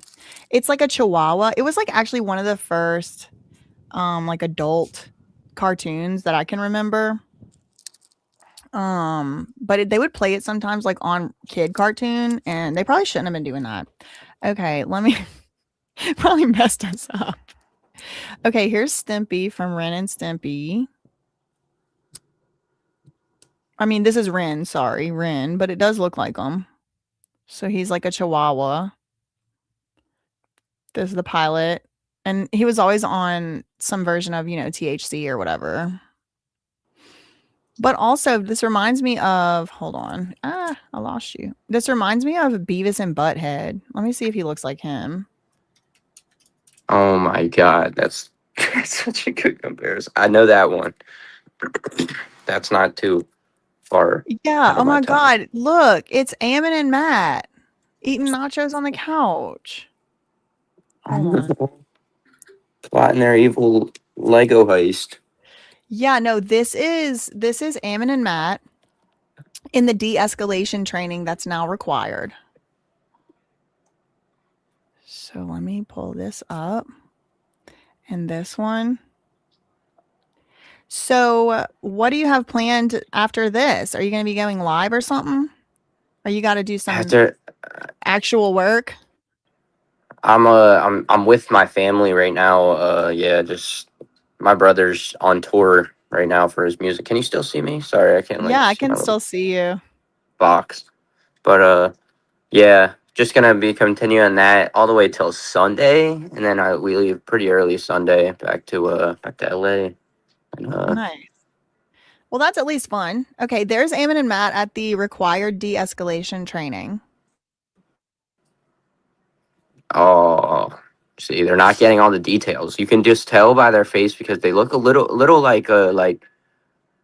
uh not attention like they don't have their full undivided attention. So like Absolutely not. that's how Eamon and Matt are. So you just see that. I'm talking about them like they're really Beavis and Butthead. So, Heather said, "What's your brother's music? She would like to hear it. Do you want to share the details?" My brother's music name is Primo Sucks. He makes like kind of like rap hip hop music. Um, yeah, Primo Sucks, like SUX, not SUCKS. And yeah, he's just on tour. He's an opener right now, and it's been pretty fun. Wait, did he go on No Jumper in 2024? Yes, he did. Oh God, I have to give him an exorcism or something. Why? I Why? have Because beef. I have beef with Adam 22. I think we all do. Oh, I think good. even I don't think he feels the best about Adam 22 either. Okay, y'all. So he went on No Jumper. So we do have to perform an exorcism on. We have to do an exorcism on him. But other than that, I'm sure he's taken a shower since 2024 a few times. So that's good.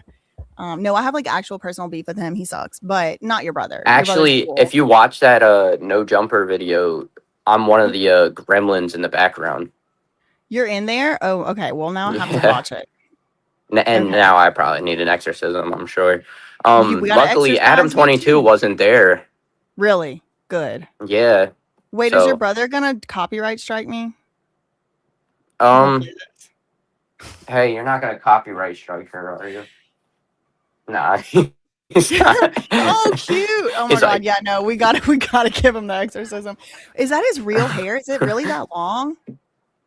It's it was until very thick. he's cut it since then. He's cut it since. Okay. Okay, y'all. His brother went on Adam 22. I mean, excuse me, on No Jumper. Okay, it's called Primo Sucks with an X. Okay, get it right. Oh my God. So you're telling me you're one of They're these about to watch. gremlins. They're about Oh to my watch you God. on I'm LinkedIn scared. Live. I'm scared. Here we go. Here we go. Here we go. Yeah, I'm that gremlin in the back with the full black This is shirt. funny. He is That's me. campy. That's me that's lighting it. Okay, okay. You're That's giving me him who's lighting it. what he needs to get the thing going. Wait, so where is this? Mm-hmm. Is they have like a clothing front. Yeah, this is Melrose, OSS. Los Clothing. Angeles. Yeah. So you're holding the gremlin head on so you don't become decapitated. Appreciate that. Okay, you're hyping him up. He's getting ready. Okay.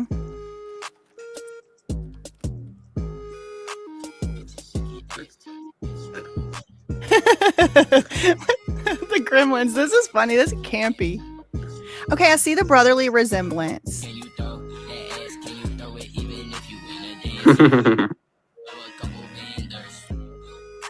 Wait, do you make music too? I could see you doing this, to be honest, or like some version of it. Not really. No, I've made songs though. Definitely. Just I haven't really uploaded them or anything. Look at Ammon back here. He's always spying on every situation. I'm trying to figure out, are you going to break it? Are you going to be like a music video backup dancer here? Or are you just, oh yeah, there you go. Oh, you'll see. You'll see. You'll see. I go crazy.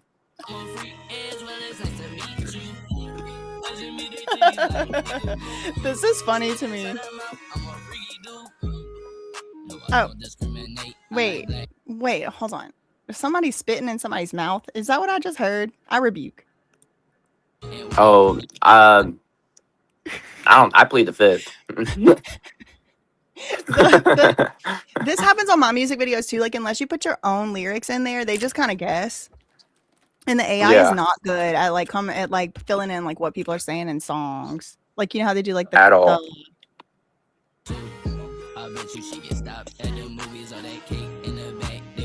Very progressive. I like that your brother does not discriminate based on race. That is very progressive of him and equal. Yeah, that is, you know. Totally. Human rights activist here. Yeah, some people would say differently, like, and, you know, black or white. No, he doesn't discriminate. So that's good. That's good. I mean, that's at least what he said in the song. And you're here vouching for it.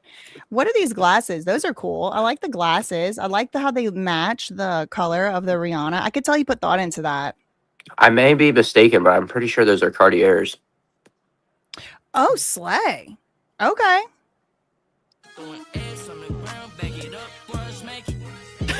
I can't believe your brother is on No Jumper. Oh my God. Small world.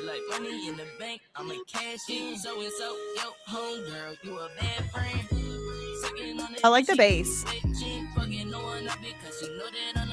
It's very like this type of bass is very 2004 like Sadie Hawkins dance. Like, yeah, like almost like a Soulja Boy. Yeah, we were cutting up to this type of bass back in my day. I like how he couldn't even be bothered to take his purse off. He was like, we're coming in, we're doing one take, we're leaving. Goodbye. Mm-hmm. Exactly. Oh, is that you? Is that you?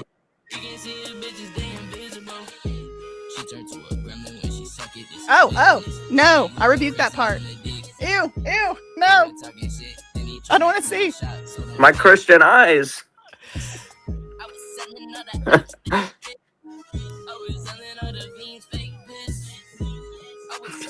He was selling all the fiends fake. Do you want to ask him about that lyric straight up? Yeah, I need him to come explain. Because I don't really know what that means either. I know exactly what it means, but it's not. The piss ain't gonna pass because he just took all the fiends fake piss. What the hell? He was hard up for some money.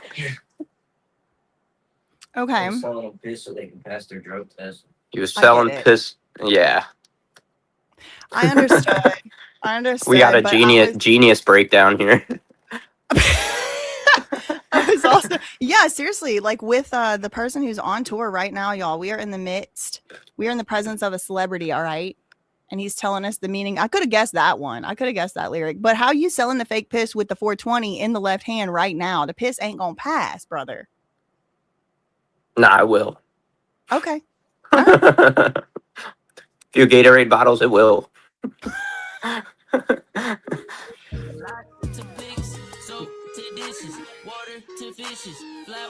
Cool.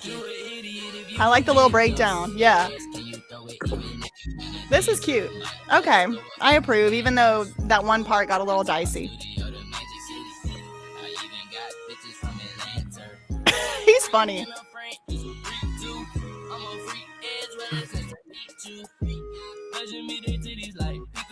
Oh. Oh my god, it was spitting. Ew. I Oh, don't like the spitting in the mouth, and I don't like the graphic descriptions of SX. However, I love the First Amendment and freedom of expression. So shout out to him. Anyway, I like it. I think it's funny. I think somebody it's said BAM rap campy. song when. Yeah, when are y'all? Can y'all do a collab Yeah. on a BAM rap? I'll do a feature. I think that's good. for I think free. I'll wave my I think we should get Brian in the video. Brian. Brian's a backup dancer. Yeah, I think that that's might what go we should against do. the injunction or something. The beat is a bop. I know. Big anti-energy right now. I know. It's very like, we used to be like blowing speakers out. We used to be blowing spark plugs out in our Honda Accords and stuff with this type of like. He wants a BAM. They all want a BAM diss track. They all want a BAM diss track. I think that's necessary at this point. People love his braids. I'm very impressed with the braids because I mean, I got long hair and like at the end of my braids, it's like basically looks like 3 strings. Like he's got like half his head shaved and still like the very, very thick braids. Good for him. We need Brian in the music video. I'll do a verse. I will also do it for a reduced fee of $0. Usually, you know, my verse fee is $3,333 per verse. Dang, that's expensive. But I think it's necessary. Like, yeah, you know your value. I get it. Yeah.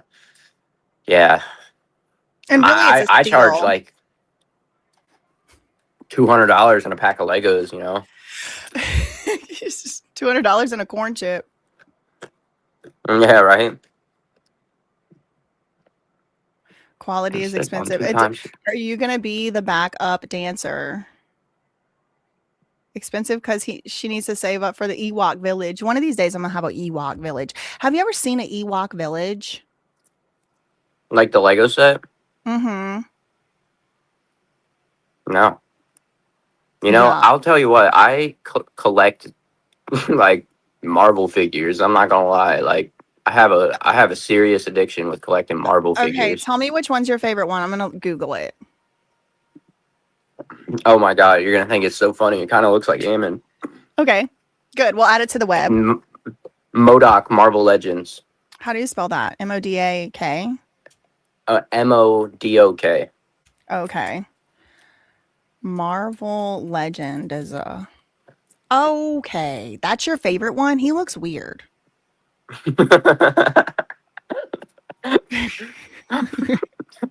This thing? Yeah, it's kind of like Ammon, right? It looks like Humpty Dumpty. He's about to have a great fall. Wait, which one is it? Is all of these? Which one? You collect these?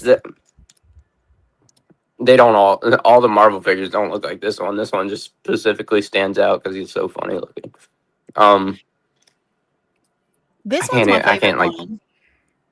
Yeah, that's actually from a movie. I like that one the most.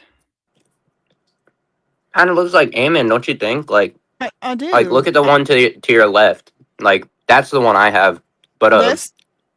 Yeah, it kind of like resembles him, you know? Like he looks kind of mean, bald mustache, you know? Hair on top, like people have hair. I kind of like the bald-headed one for Ammon, but I guess that one does look a little more like him. Okay, we have a question. Now, what would it be like? Oh, let's hear it. Okay, how'd we get here and why? Thank you for the $4.99. If you won a villain mustache in a settlement, would you wear it or mount it on the wall? I think I would auction it. I think I would wear it. I think Brian has the best idea. I think I would rock the mustache and yeah, you know. Okay. It's like a trophy, you know. You gotta wear it out. Wouldn't you put the trophy on the wall? No, because you know how like Olympians they carry their medal everywhere. Sometimes some Olympians do. Like true. They get gold. And some of them pawn them. You know, Go ahead. I would not do that. Maybe pulling the mustache. Honestly, you probably get some good money for it. Oh, could we do it on a consignment? Mm. I would talk to the lawyers. Okay. Thank you for the book. Thank you for the goat trophy, baby face. Thank you for oh, player profit. Thank you for the $2. We did. We added the blobfish. Yes, that was a good oh, you were reading that when you read that? Thank you to Veronica for the jewels. What about the overweight villain from Austin Powers? It won't let me say his full name. Who is the overweight villain from Austin Powers? I think it's like fat ass or something. It's like is his name. Overweight villain Austin Powers. Oh my god. I know this one. I know this reference. This is a good one.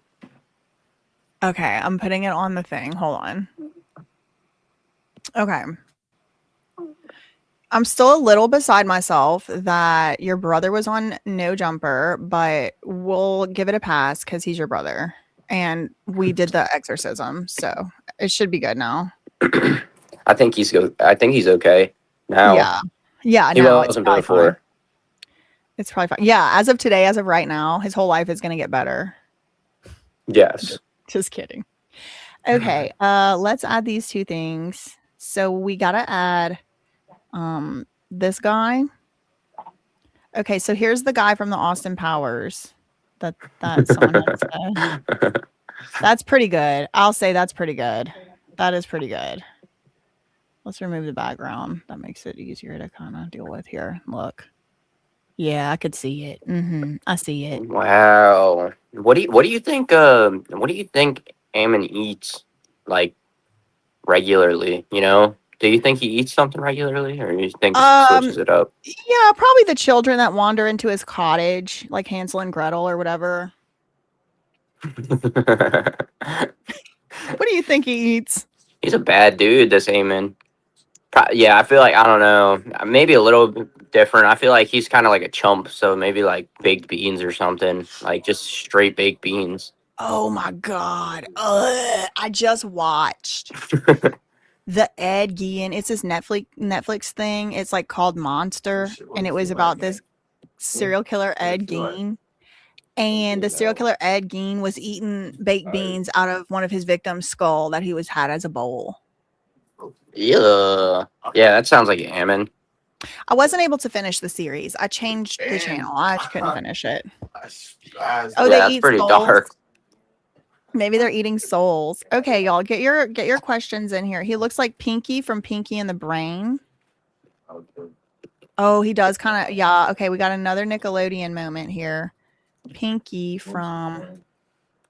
Do you know this tagline? What are we gonna do today, Pinky? Or what are we gonna do today, Brain? No, you don't. This was a Warner Brothers cartoon. I'm uncultured. I'll take it to the chin. It's not that you're uncultured, truly. This is an old cartoon, like a little before your online time or on your Saturday morning cartoon time. Okay, let's see. Let me put him here. Okay, so he says, what are we going to do today? And then the sidekick goes, the same thing we do every day. Try to take over the world. So I could definitely see how it's funny, like, you know, try to take over the world moment. Okay, here. Look, this is him. That's them together. That's Ammon and his ego. Oh wait, I keep hide. Okay. That's yeah. So the I've brain seen is this one before. of the, yeah. The this is Pinky. So I could kind of see that. I kind of see that.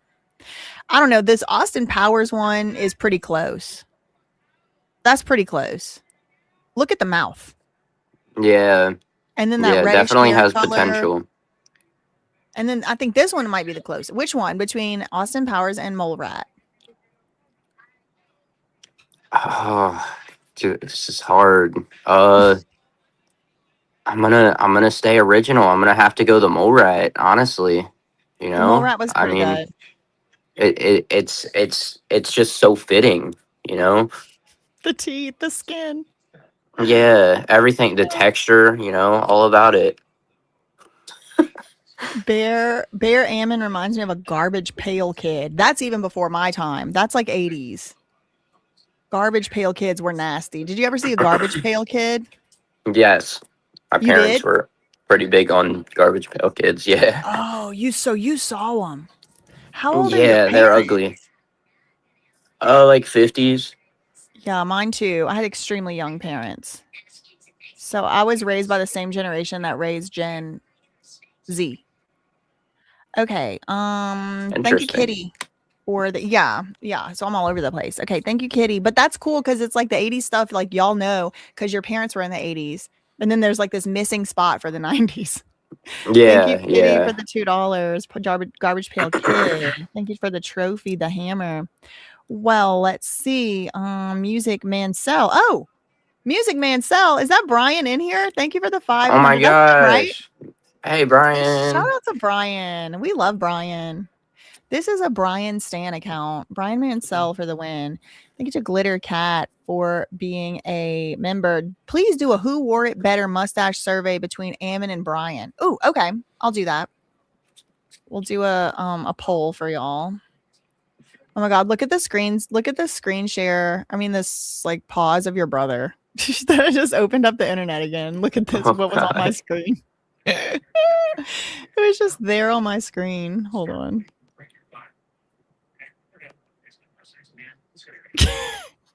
He's like in it. He's funny. He's cute. We like him. We like him here. Okay. Yay, Primo Sucks approved. Primo sucks approved, and also Adam 22 sucks. Primo sucks thinks I'm gay. Maybe I am. Don't out me in front of everybody. Okay, Maybe. I'm putting up a poll. Okay. So I want y'all to do the who wore it better on the mustaches between Ammon and Brian Mansell. Girl. Okay. Start a poll. Oh no, not a Q&A. What's a Q&A? How do you even do that? Q&A, but I don't know if it does anything. You do it Your girl last night, was she not at the crib? through the live stream chat, I believe. I mean, that's pretty big. I don't. I'm But not what sure. is it? I don't know what it is. You Like, can ask somebody a question. Yeah, Oh, like I this. can ask them. This is a poll though. There's like a separate option for a Q&A. Somebody said, "Hey, Music Man, thank you, Mansell. Thank you so much. How's your day today? I think you should do a merch drop and include your dad." Whoo, girl. Okay. Well, I know you're busy. You have things going on. Is there anything else we need to cover here before I let you go? I want y'all to go follow Nothing really. I got your channel linked below, so people can go follow you and subscribe to you. And if you were like going live after this, I would send people over there. But you have your helping family right now, right? Yeah, I Sure. mean, I might be able to go live. I mean, it won't be anything like this as informational as this stream and learning about a shaved mustache. So maybe. Okay. Well, let me know if you do, and I'll send people over there. And After this. also, I would like to interview you soon if you're down. Okay. I'm down. Let's do it. It has to only be good questions, no demons allowed, and that's pretty much the rules. I can abide by that. Pretty good. Perfect. So yeah, I'll do it on stream. Commitment. Yes. All right. Take it easy. Okay, And sounds good. thank you for having me. You have the Gremlin shirt on too to match your a throwback. Oh, that's cute. Oh, and your parents probably told you about Gremlins too, because that was their era too, huh? Look, the Gremlins hat too. Wow, you are a gremlin. You love them. That's cute. Oh my Okay, well, god, my thanks hair for looks coming crazy. by. Thanks for having This me. was cute. This was fun. I'll be on here for a little bit longer, and then if you're live, I'll send people your way, and they can get the full Jammin' Ben, Switcheroo Ben experience. Awesome. Thank Sounds you. good. Bye. Everybody go say bye and be nice and click like and all that. Okay. So anyway, yeah, that was very, very have I heard a Ben Cinder interview? Yeah, that's why I agreed to do it. He's funny. Good way to suss out the ops with this poll. Yeah, no demons allowed on my interview. Yeah, no demons allowed. Yeah, so if that's you, you got to get out of here. Bye, bye. Okay, so back to what we were doing before. We need to get back to talking about this horrifying, terrifying. Oh, I'm glad I get to take this off. Huh. I do not like having I get overstimulated with that for a long time. Yeah, he's cute. I like him. He's very, very cute. Okay. I'm 36 in a week. He's 21. These were they were born when we were in high school now.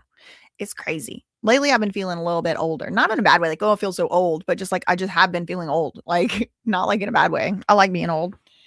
It means I'm getting closer every day to not really giving a flying blank what anybody thinks, which I'm already pretty close. Okay, so that was a cute, fun palette cleanse, and if he's live later, I'll send y'all over there. So let's get back to the BAM. The BAM, what were they doing? Their town hall. All right. Their town hall. She's got stocks older than him, somebody said. 36 in a month. I know. No, but he's very well-mannered and things. He's not a little kid or something. He's an adult. 21-year-olds are grown-ups, but I just feel old. Texas Ranger and background in yesterday's oil theft news coverage has a cool handlebar stash as well. Okay. So, girl, he could be your child. She said, I'm 45. He could be my child. I'm 36. He could be my child. I would have been very young. How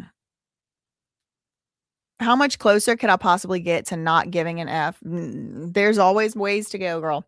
Okay, so this is where we're back here where Ammon McNeff was trying to tell us that he wasn't going to be arguing with anybody. He wasn't going to be getting into it with anybody on whose fault it is that the stores are down 20 freaking %.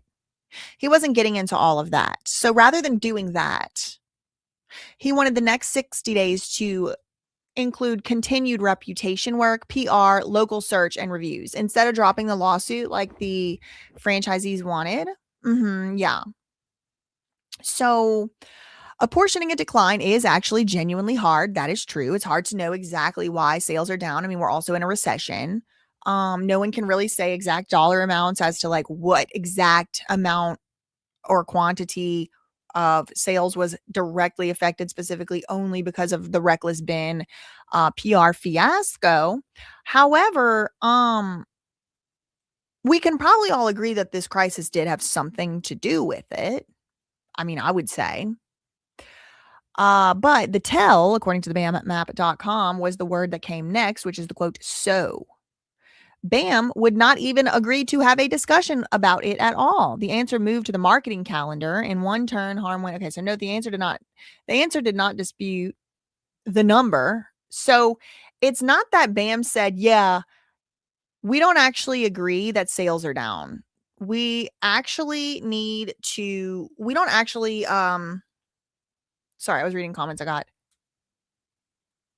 distracted. So the BAM, Bricks and Minifigs corporate, they did not say, no, sales aren't down. What they said was, we don't agree with you and your speculation on why sales are down, and we're not even going to entertain a discussion about it. So they didn't deny sales were down. Thanks much to the Lemonade Man for the $5 super chat. My daughter drew a picture of my live chat, emailing it to me now. Oh, it better have a mole rat on it. Okay, that's cute. Okay, email it to me now. Thank you. Thank you, Justice for Tattle, for the $2 super chat. Did y'all see the WECT News Chat wheelchair PR? News Cat? No, I did not. What does that mean? Thank you for the $2. Hidden Insight said, catching up at the hour mark. They stopped advertising on Facebook because people were questioning why. They stopped that regularly, had 0 comments on every post, suddenly had 100 glowing reviews on one single post. Huh. Which category of illness is it when you just don't know when to call it? Like, at what point will they be forced to just face the truth? It's a great question. I'd love to know the answer. Let me see if I got the picture from the daughter of the live chat.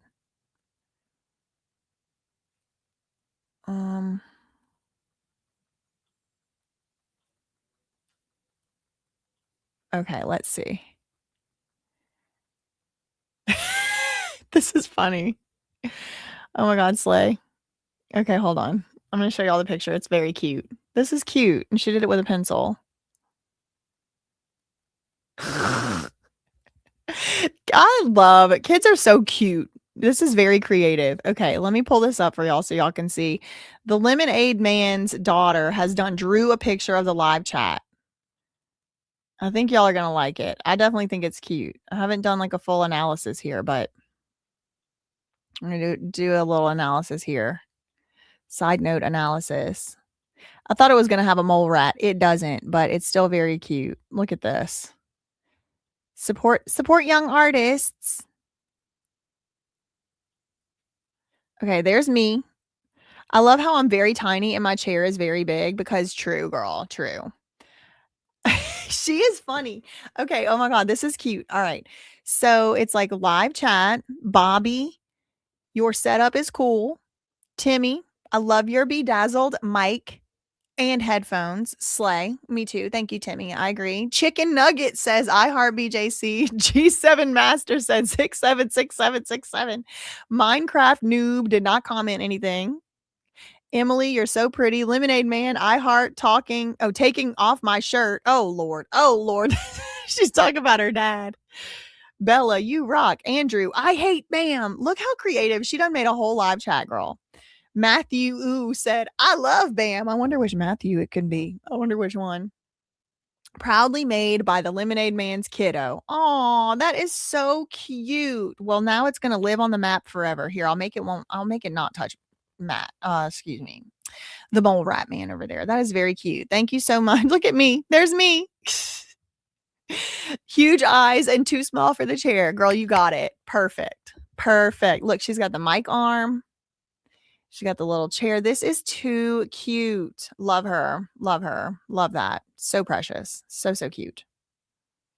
She has the BAM infiltrators in here too. Right. Matthew W. Add it to a good section of the map. Seriously, so cute. She created the chat. I know. I love the creativity. She's like, Matthew W. I love BAM. She even got the PR infiltrators. She knows what's up. I should add it to the intro. I know. She even got my... Thank you, girl. Thank you for giving me some lips, unlike the McNeffs. Thank you. I know. She is so cute. That is so good. I love that. Thanks for sending that over here, Lemonade Man. Okay, so let's go back over there to the PR, because girl, I didn't even get to the PR thing that made me the most mad. Okay, there was like 3 different BAM map updates I wanted to show y'all, and the one that made me the maddest, I didn't even bring it up yet. Okay, so we got to finish this one first.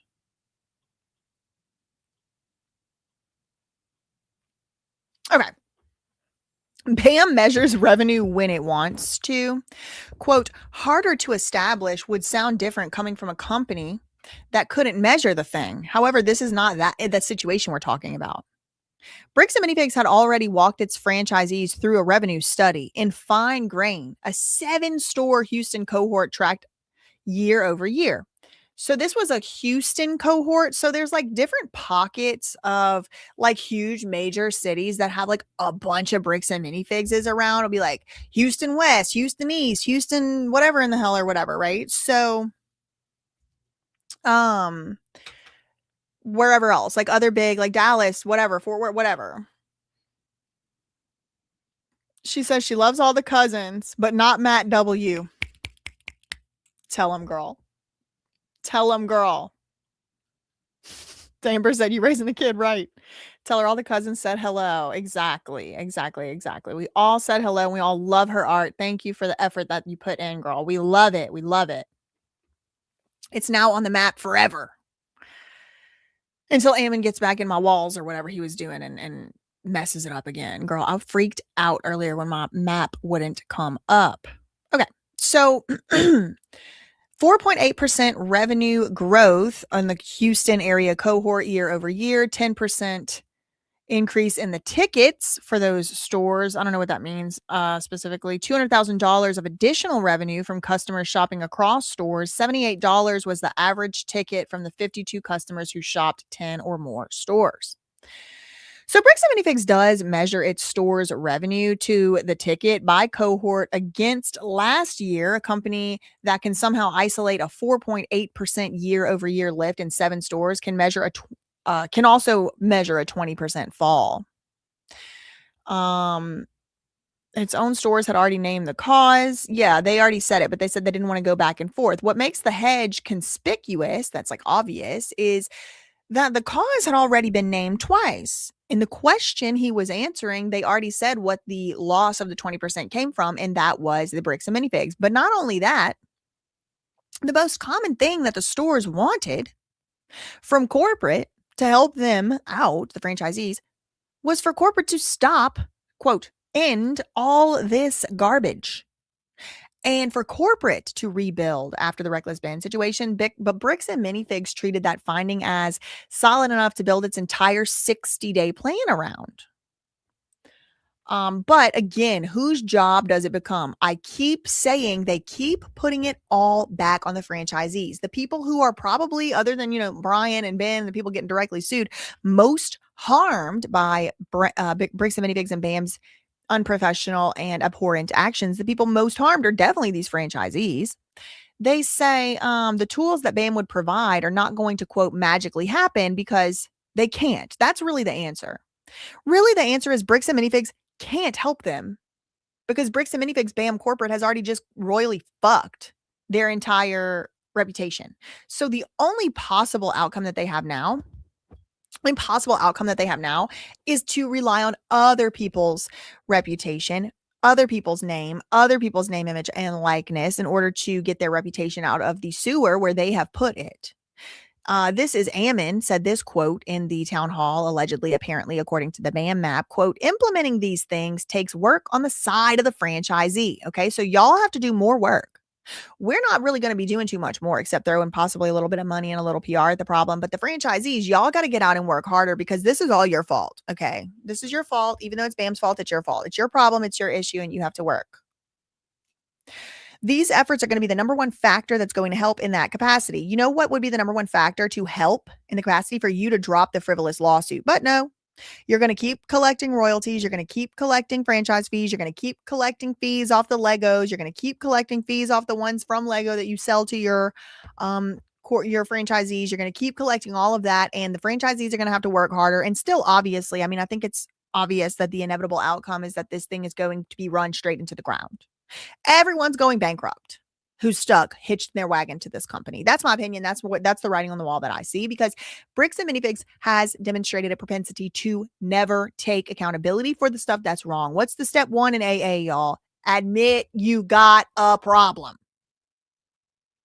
Bricks and Minifigs has never, not once in months, ever admitted that they are the problem. Never. It's always been. It's the franchisees. It's everybody else but them. They're perfect angels. They've never done anything wrong. Everybody that has a problem with it gets kicked out, shunned, isolated, and they're the perfect ones. Okay? That's the PR plan for them. Now, the little rat, the naked mole rat, says, now, whether or not this was actually related to Reckless Bin or any situation or just a store that's struggling, right? It's your fault. It's not my fault. It's your a struggling store, stupid ass. It's you. It's not the training we didn't provide you. It's you. no matter what situation it is, it's going to be the same playbook. Now, this is hedging language to escape or avoid legal liability, if you ask me. Why attribution is the word. Strip down the town hall language, and attribution is not a marketing word. It's the word a claim for money turns on. To recover a loss, someone has to attribute it to something. So if you can't ever get corporate to admit that it was the reckless bin situation, then they're not going to be legally liable. Okay, let's see. Okay. So now I want to go to the one that made me the most mad.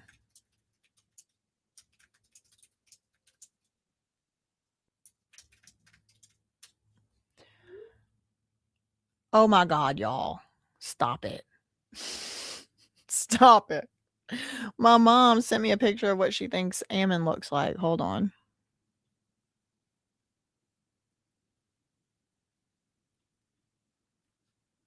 Okay, this is what my mom thought Ammon looked like.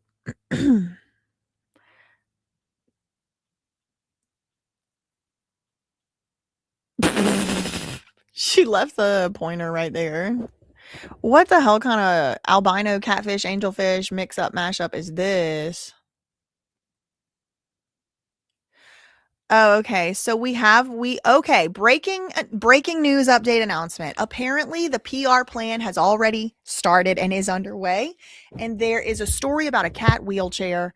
Let's see the PR plan at work. What in the it does look like a Pokemon. It does look like a Pokemon. Okay, let me see. Cat, wheelchair, brick, and minifig. Perfect. Perfect. We found it. This is the PR at work, y'all. Shout out to, who was it? Justice for Tattle.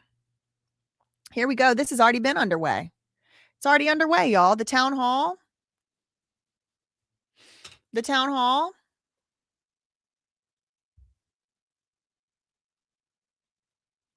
Girl, why they got the bleach with the mouse? He's doing it. Rescue kitten takes first steps using Lego wheelchair right there in a brick and a minifig, girl. Stop it. Stop it. Oh my God. Here we go. Hold on. Let me turn my audio on. It's not on here.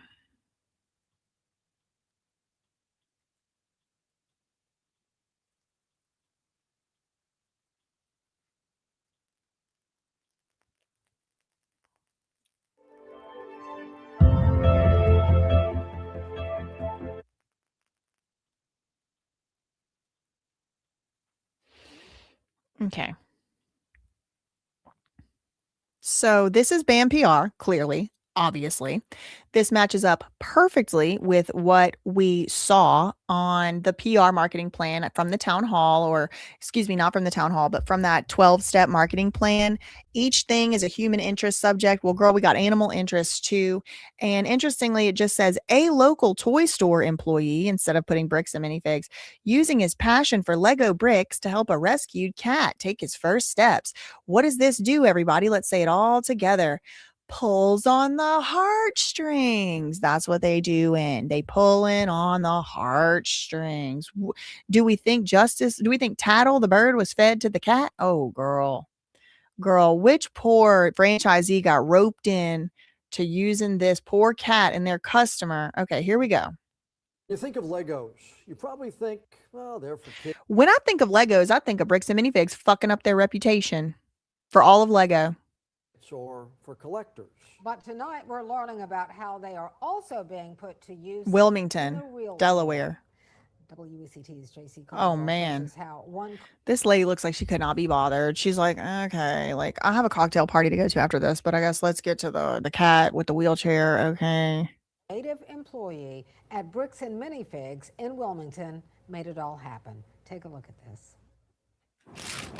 I'd say some of my earliest conscious memories are from Legos. We love a good pull on the heartstrings in our PR human interest piece, girl. We love it. Shout out to Wilmington, Delaware, who is happily lackeying along with this stupid company to try to help BAM, Bricks and Minifigs' reputation. I mean, nobody needed him to fall on the sword, but he showed up for it, girl.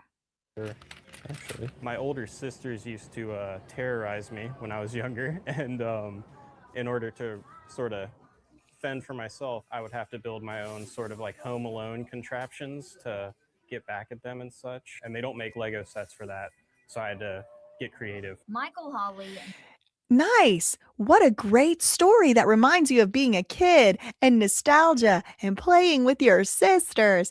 Yay! Don't you want to go to a Bricks and Minifigs now?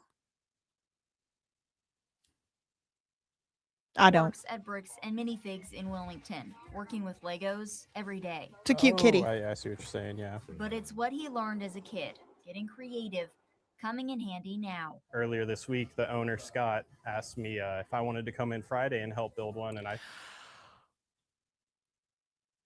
He probably didn't know. Oh my God. The owner, Scott, reached out to this worker, then the worker had to reach out. So it's like 15 levels of freaking credibility laundering. Oh man, this owner Scott got you out here looking like a duck. Now, look, what I will say is very cute that they helping the cats. Okay. If that's what they doing. Wait a second. Isn't this story from 2025? Poor BAM employee probably wanted recognition back then. But now they need it. So now the media does a story. It's sad. Look how they use people. Yes, absolutely. He's talking about building this. It's a wheelchair for a cat. Yep. We can build anything with Legos. It's for this cat. Look how actually. cute. 4-month-old Rex. He was rescued by a group called Cute little Kiki. He makes it like so cute. And I almost forgot that we're watching a PR fluff piece because it's pulling on the heartstrings. Look at its little tongue. Rescue Connect just a few months ago. He was pretty catatonic, non-responsive when they got him, but they started treating him. Not the catatonic cat, girl. By They done pulled this poor lady in, trying to rehabilitate Bricks and Minifigs' reputation off the back of her 4-month-old cat. he started getting more movement. Rex has a neurological condition, making walking difficult. We can move our front legs and we can weight bear, but our back legs just kind of splay out. Aw. Rex needs a wheelchair, but a regular one can be costly. You're looking at probably $1,800, which he'll grow out of in about a month and a half. So, Aw, after seeing poor another kitty. shelter on So social cute. media get help for this cat with a Lego-made one, they reached out too.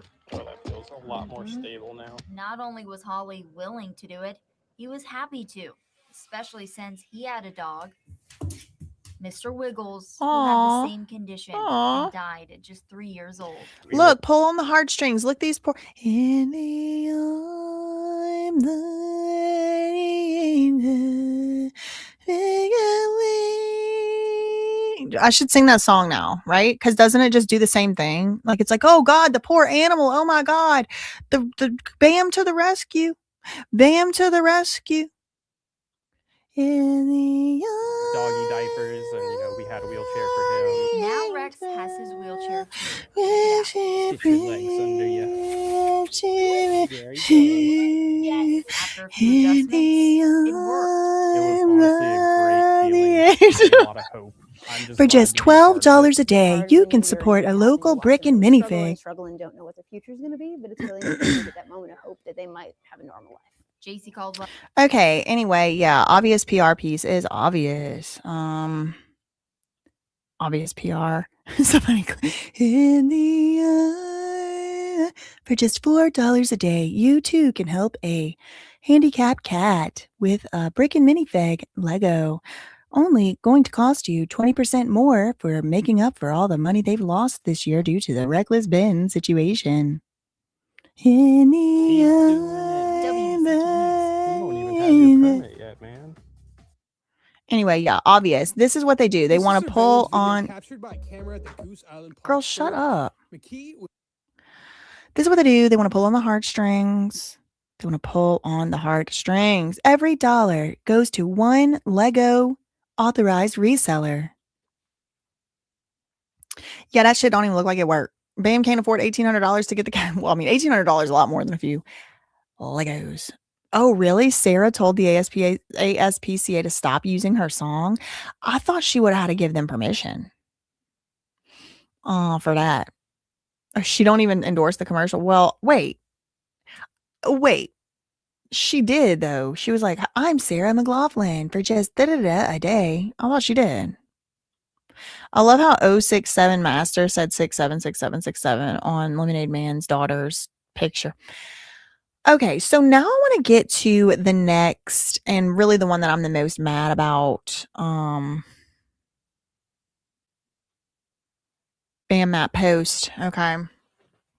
This one also came out yesterday. Ammon McNeff redefines transparency to Bricks and Minifigs independent franchise owners. Their translation in the same meeting, only whatever is deemed clarity. Okay, so this one I also have, I have a whole linguistic analysis ready to go on this one. Bricks and Minifigs CEO opened the, okay, so how did he open? I've been wondering, how did Ammon McNeff open the meeting, the town hall? Well, it was a lesson. The difference between transparency and clarity. Now, I am a linguist, as y'all know, so we will be speaking about the difference between transparency and clarity in just a moment and what the actual difference is. But first, I want you to hear this uninitiated novice clown's attempt to change the meaning of words. And that is exactly what cults do. Now, am I saying that Bricks and Minifigs is a cult? No. I don't know if it's a cult or not. Could be. I'm not saying they are. What I am saying is cults redefine language to make things mean what they don't mean. For example, in extreme cases of assault, they'll call it the sacrament, right? Is a sacrament a grown adult having relations with a child? Hell, no. That's called statutory beep. That's a crime. But they'll change the words up. So it's if you're not calling it R word, then it's a sacrament. It doesn't seem as bad. And so that is what's happening here. They are attempting to redefine language. They're attempting to redefine things that already have a very, very obvious and established definition. Like, for example, we've seen this before, consignment. What is consignment? We all know what consignment is. But then we have Matt McNeff, old bald-headed ass face, inflamed, out here saying consignment services means if you get cakes from a cake decorator. What? No, it doesn't. So here they are doing it again. Transparency, according to Ammon McNeff, is, quote, sharing everything that we see, but unfiltered transparency can create significant confusion. Bricks and Minifigs' commitment instead is absorbing the complexity. All right, so I have to address this, but first let's see what they actually said, and then we'll come back around with my analysis of it. Bricks and Minifigs is now committed not to transparency, not to clarity, but to absorbing the complexity. During the Q&A, the question and answer part of the town hall, a franchisee's question came back through the queue. Are stores being told not to expect transparency from leadership? Quote, only whatever is deemed clarity. What follows is the exchange in their own words. In the month of record, the definition sits over there. All right, so the doctrine. Before the operations, before the numbers, before the Q&A, Bricks and Minifigs' chief executive, that's Ammon, opened up the town hall by teaching a distinction without a difference, by the way. He was teaching it to a network his own survey had just measured. 54% was extremely unsure of the company's long-term strategy. The answer to a network in the dark was a lesson on why the lights should actually just stay dimmed. Note which confusion was real. The confusion, okay. Here's Ammon's quote, and it's long. Quote, so one of the things that we've discussed quite a bit over the last little bit, has been the difference between transparency and clarity. I can't even get through the statement. I'm sorry. We got to talk about transparency versus clarity, because as I'm reading this is all in the background of my mind. In the back of my mind. Too soon? Justice for Celeste, by the way. So, like I said, I'm a linguist. I actually know what the fuck I'm talking about, unlike these idiots. Clarity, noun. related to the verb clear, related to the verbal construction to make clear. Okay. What is clarity? A noun. It goes back quite a while. Okay. We've been using some version of this word and the predecessors, the ancestors to English for hundreds of years, hundreds and hundreds and hundreds of years. Okay. Really almost 1,000 years. Okay. Clarté, brightness, radiance, glory, splendor. It comes from Old French clarté or clarté. Modern French clarté, clarity, brightness. From Latin, claritas, brightness, splendor, also of sounds, clearness. Figuratively, to make clear. The modern form is first attested in early 15th century, perhaps a reborrowing directly from Latin. Okay, clear, a noun, clarity. Okay, so Bricks and Minifigs, CEO, Eamon McNeff. The funniest thing is that they want to redefine the words that they really need to do the more thing of. But people are asking for transparency. People are asking for clarity. And they're like, okay, we'll give you clarity. But real quick, we got to change the definition of that word real motherfucker quick. We got to change the definition of the word before we can give it to you. So, all right. So clarity. Okay. What is transparency? What is transparency? This is Etim Online. Also a noun. This one's from the 1600s, so it's about 300 years later. Condition of being transparent. Perviousness to light, from medieval Latin. Transparentia. Transparentum. Related to transparent, the meaning, that which is transparent. This comes from the late 1500s. The reference to pictures, prints, etc. Intended to be seen by means of transmitted light. So light can easily pass through. Now, here's the issue for Ammon with his little silly little definition that he wants to rechange. The words already have definitions and they've been around for like hundreds of years each. He's literally just making shit up. He's just making shit up at this point. The same way they make up what a death threat is. Somebody send you an email telling you that you need to make someone whole is not a death threat, you dumb fuck. That's not what it is. They just like to make shit up. All of this deceit, malicious manipulation, lies, because they can't just take responsibility. Have been made whole, has now been made whole, wasn't true. Lie. I'm getting real sick and tired of Matt and Ammon spewing ignorance in subjects and topics that they've clearly never studied. There is no such thing as unfiltered transparency. It's impossible. There's no such thing as unfiltered transparency. Why? Because transparent means light passes through it. Nor does something transparent have the ability to absorb. Why? Because it has to allow light to pass through. You cannot absorb something and still call it transparency. The light has to be able to pass through something transparent. You can't just reinvent definitions. The one requirement for something to be transparent is that it does not absorb. It does not absorb the light. It allows it to pass through. It must allow light to pass through. That's the definition. Okay? So, back to what this dumbass said. There's a difference between transparency and clarity. We've talked with different franchise systems. It's all a system. Cult. We've talked to other people who own cults. We've talked to other members of cults, as well as the member of our own cult.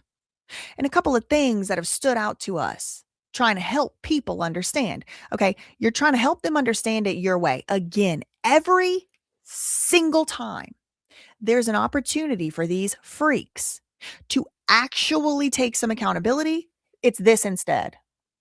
It's that I have to help you understand. I have to help you understand because you're not understanding it right. It's your fault. It's not my fault. You're the one who's just not understanding. If I could just say it in a different way, then maybe you'll understand. And if you don't, then it's your stupid ass fault. That's basically what I'm hearing here from them. Ammon's quote goes on, quote, but in communication, transparency is sharing everything that we see, right? No, bitch. It's allowing light to pass through, not gatekeeping.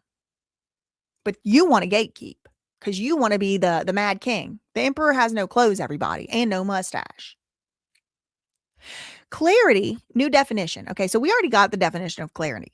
All right, clarity is brightness, radiance, glory, splendor. Clarity, it is clear. It might also be the source of the Sanskrit usakala, literally meaning dawn calling. Okay, so something being brought to light, something being brought to daytime. But not to Ammon. He wants to redefine definitions for his cult, so everybody in the world has one definition of clarity except the people in the bricks and the minifigs domain. Under that empire, clarity has a different meaning, and it's the one Ammon McNeff just made up. He says, quote, clarity is explaining what we are seeing and what its impact and what it means. No, it's not. No, clarity is keeping shit from y'all. That's what that says. Don't come for me. I'm a linguist. Take it up with yourself. His quote goes on, okay, unfiltered transparency, which is literally against the laws of physics. No. It's got to allow most of the light to pass through, Ammon. There's no unfiltered transparency. That's just what it is. Transparent is necessarily unfiltered. Filtered transparency would mean that it would be opaque. Quote, can create significant confusion because ongoing transparency that people clamor for sometimes is a difficult thing. Okay, yes, true. Ongoing transparency is sometimes a difficult thing because it requires what, Ammon? Say it with me. 1, 2, 3. Accountability. God forbid you have to take accountability for any goddamn motherfucking thing you ever did. Everything's everybody else's fault. Everything's everybody else's fault. It's your fault. It's everybody else's fault. It's not Ammon's fault. So yeah, transparency is hard. It is difficult sometimes because then you would have to take accountability for your F-ups. He says, quote, because real-time excuse. Oh, excuse me. That's not the quote. Quote, because real time, unless you're sitting here in the situation room and different things that are happening or decisions that are being made, you're never going to have the complete transparency as to why certain decisions are being made. Yeah, peons, subjects, bitches. Even though we depend on you, even though you have to do everything we say, even though we can swoop in and steal your shit at any given time and call it violating of the agreement or whatever you want to do, even though we're in complete control of your whole entire life, you don't have the power we have. You don't get to sit in these rooms with us, so you don't get to know. Was this supposed to help? Was this supposed to allow them to feel better after this meeting? Because I would have felt pissed. He talks to them like they're the idiots when he's the fucking moron. Y'all wouldn't get it because you're not in the situation room. Well, it sounds like the situation room consists of y'all watching our videos all day. Which I'm sure the store owners can do as well. Because you don't have either the information, according to Ammon, this is a quote, you don't have the information for practicality's sake or legal sake, right? There's lots of different things that goes into that. But clarity is new definition for clarity. Okay, we're getting rid of this one. Goes all the way back to 1300. We're getting rid of that one now. Ammon wants a new definition for clarity. So he's going to give you a new one. Clarity now is giving franchisees what they know, what they don't, what to expect, and when we'll get updates to you based on information that is coming to us. Okay, so it no longer means this. It means this weird thing about franchisees or something. He says, so our commitment is we want to provide strong communication by absorbing the complexity. We want to absorb some of that stuff. We want some opacity. We don't want all the light to pass through. No, we want to put on rose-colored tint. We want a rose-colored tint. So only thing that gets through to y'all is what we feel like. Not transparent like a piece of glass. No, ma'am. Not transparent like a eyeglasses or a spectacle or a magnifying glass or a monocle. No. They want to absorb some of it. They don't want to tell you everything, franchisees, and they won't. They won't be telling you everything, even though that's what you demanded, even though they know that's the most important thing because they opened the meeting with it. They won't be giving you transparency or clarity. They're going to be giving you exactly what the hell you've been getting, but they're just going to call it clarity now so that they don't feel like they're lying, but they still are, in my opinion.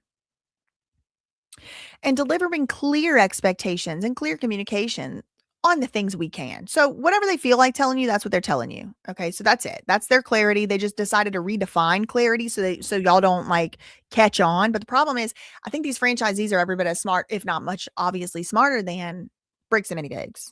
So you can't just redefine words and say, okay, now it's clarity, even though we're not going to change anything. We just want to change you. We want to change what you're demanding. We want to change what you're asking for. We want to make excuses, but we cannot take accountability. We cannot even admit that it's our dumb asses who even contributed the smallest amount of a percentage to your losses. We're not going to decrease the amount you owe us. We're definitely not going to start giving you better prices. We're still going to kick you out of the slack if you don't say nice stuff about us or whatever. But we're changing the definition of clarity so we can now say that we are being clear. BAM will work to provide greater clarity to franchisees because there's a lot of confusion about what some people consider transparency. Well, transparency is not withholding and absorbing things. It's allowing the light to pass through,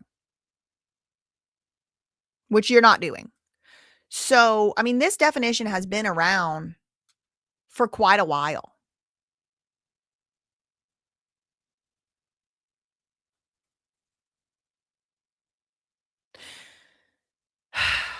BAM, Bricks and Minifigs is going to be absorbing the complexity.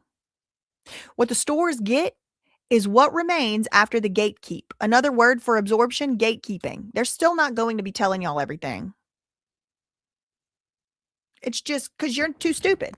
You're not in the war room. You're not in the situation room. You're not being included on any of these decisions. They're just going to let you know after the fact. The meeting moved through the slides, the survey, the room. Okay, here's another one. Franchisee question. Are we hearing that we should not expect transparency from leadership? Only whatever is deemed clarity? Please expand on this because it doesn't sound great, according to one franchisee. The room had done the translation already in real time. Whatever the doctrine was meant to say, what a listening franchisee actually heard was the policy. Transparency is out. We're just redefining it to something else. And in its place is whatever the company decides is clarity. So here's the answer. No. That's not what I meant to say. And if that's what you heard from the opening, sorry. I did not explain the distinction well enough. Well, it's because there isn't one. You just need to be honest. You just have to tell them what's going on. He said, quote, you can expect transparency and clarity. But transparency means a lot of things to a lot of different people, a lot of things. Transparency to us, this is our definition, you little peons, little subjects, little peasants. This is the definition we're going to go with. Quote, giving you the relevant facts about the things that materially affect your business. So who decides what's relevant though? Who decides what's material? Not the franchisees. Ammon, Matt, Reed, Bam, Darren, Katie, Caitlin, Kate, whatever. They get to decide what is relevant. They get to decide what is material. And then after that, after they mama bird, then they're going to spit the bullshit, whatever's left, out into your mouth. Oh, call back to the Ben's Brothers Band. Ammon says clarity. He's redefining a word that's been around since 1300, by the way. Clarity means not simply dumping every unfinished discussion, legal negotiation, personnel issue, piece of incomplete information into the system and calling that communication. What you should expect from us. Here's what we know. Here's what we don't know. Here's what it means for your store. And here's what we're going to do when. And here's when we're going to update you again. Okay, but why can't they just decide for themselves what it means for their store? I thought it was independently owned and operated. He treated the legitimate question, which I, as a linguist, a postgraduate trained linguist who studied under Noam Chomsky's direct student, I heard it the same way that the franchisee heard it. we're hearing it a different way than Ammon. Did Ammon study linguistics? I'm curious. Sounds like no. Definitely didn't study logic. The question was just a paraphrase of what Ammon already said. And then twice on the record, Ammon shows how he manufactures the doctrine of transparency instead of just following the real doctrine of transparency. It was manufactured, not improvised. The opening credits conversations with different franchise systems. But that's a passive voice. Who? Was it Crumble Cookie, who y'all have some type of connection with through Legally Mine? Was it who, which franchisees? Was intended to be said by whom? This is passive voice. Here's another quote from Ammon in the town hall. Transparency, for the sake of transparency, can lead to mass chaos and confusion. No, only if y'all are doing mass chaos shit, Ammon.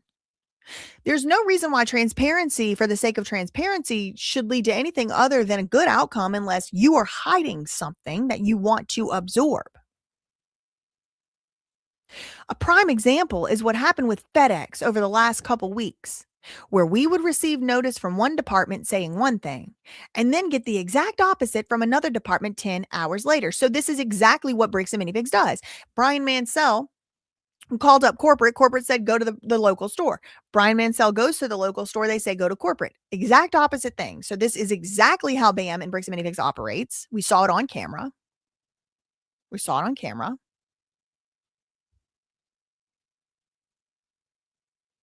If we just relay every piece of communication, if we just lay out everything as it is, well, that just leads to chaos, because if you're going to we don't receive everything in clarity itself, right? Whoa. What in the verbal diarrhea hell? Quote. And if we just relay every piece of communication and if we just lay out everything as it is, well, that just leads to chaos, because you're going to we don't receive everything in clarity itself, right? I completely disagree. Ammon McNeff should have been telling these franchisees minute by minute updates on where the fuck their shipments were. Hey guys, we just talked to FedEx. This is what so-and-so said. I still have to talk to another department. I'm going to be calling them. 10 minutes later, 20 minutes, 30 minutes later. Hey everybody, there's some confusion. Because contrary to what we just heard from FedEx operations, this, that, the other, we just heard something else different from here. That is very confusing. I know if you're listening to this, you think it's confusing. We're confused too, guys. But don't worry. We're still on the phones and we're still doing everything we can. 20 minutes later. Hey, guys, we didn't forget about you. We know you're waiting on your Legos. We are confused. This is a FedEx problem. Here's a screenshot of my email. That's what they should have been doing. But you know what I think the real problem is? It's not that they don't want to cause confusion. It's that Ammon and Matt and them, they are so entitled. They think that they are the kings and everybody else is the sorry people.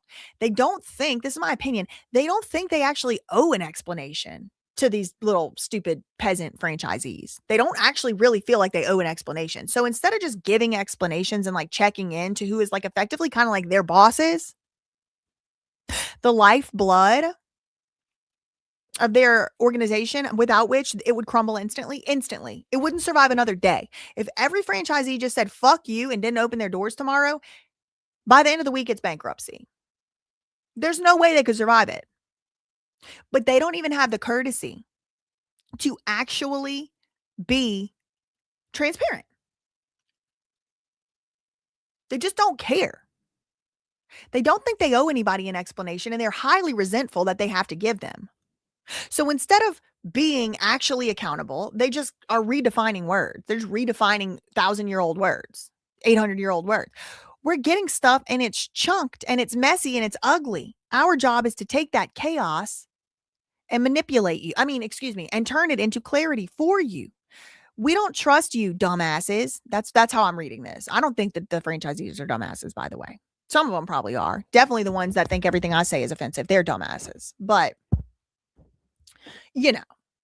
We can't all be brilliant. You know what I mean? Some of us got to be stupid. So I'm just glad it's not me. Anyway, I'm not saying that the franchisees are dumbasses en masse. I'm saying this is how Ammon feels about him, in my opinion. I don't know how he feels because I'm not in his head, thank God. Our job is to take the chaos and turn it into clarity for you because you're too stupid to understand it yourself, right? We have to do it for you. Why? Why can't they just tell the franchisees what's going on? Why do they have to be the mama bird and chew it up and then throw it back up into the baby bird mouth? I thought these are independently owned and operated. These are business owners. These are entrepreneurs, right? These are business owners who own businesses. So why wouldn't you tell them every single detail that they need to decide for themselves what's digestible? Why can't they just do it themselves, turn chaos into clarity themselves? Why does it have to be you to do it for them? He says, and so having transparency for the sake of, you're going to see everything in every communication as it comes in. It doesn't actually do any good to anybody. Well, who's to say? I disagree. Put a 2 in the chat if you disagree. They're grown-up store owners. They can understand words, Ammon. It's like he thinks he's talking to a group of toddlers when he's the one acting like a toddler. We have to take the information in. We have to metastasize it for you. We have to chew it up in our mama bird mouth, and then we'll throw it up into your mouth. And whatever you get, you get. Even though it's your store, even though it's your life savings, even though it's your risk that you put in, even though it's your lease, even though it's your store, even though it's your business, even though it's your money that you stand to lose, we're not going to let you know everything. And I'm just letting you know that right now, bitches. You don't like it? Too fucking bad. We got you by the you-know-whats anyway. That's what this is to me. That's what it looks like to me. I am salty. I am salty today, Chris Gorman. Yes, I am. It's aggravating because I don't like people to start to play around with language. I don't like people to do this oh, we got to decide for them if da-da-da. No, how about you just tell them the truth and let them decide for themselves? They pissed me off more than normal this morning. Yes, they did. I'm aggravated.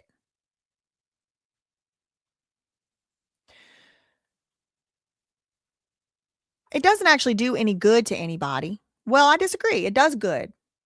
Sunlight is the best disinfectant. You ever heard that? You infected freak. BAM presented it as harder to establish. Stores are down more than 20%. The reviews, rebuild your equity and your trust. Genuine reviews are scheduled for removal. Heartwarming local stories. Wheelchair cat. We're already seeing it happen. Accounts showing still active. At least 8 association-tied stores have been cut off in the Slack. An association can be passive and constructive. Voice association. Okay, the script. We value transparency above all else. No, they don't. No, they don't. No, they don't.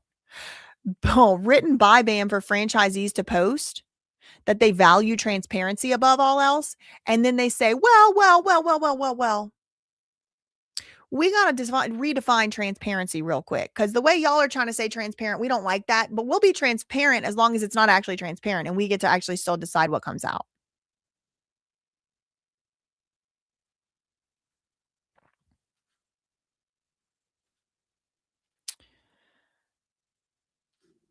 What absorbing the complexity means. Okay. Now, there was one other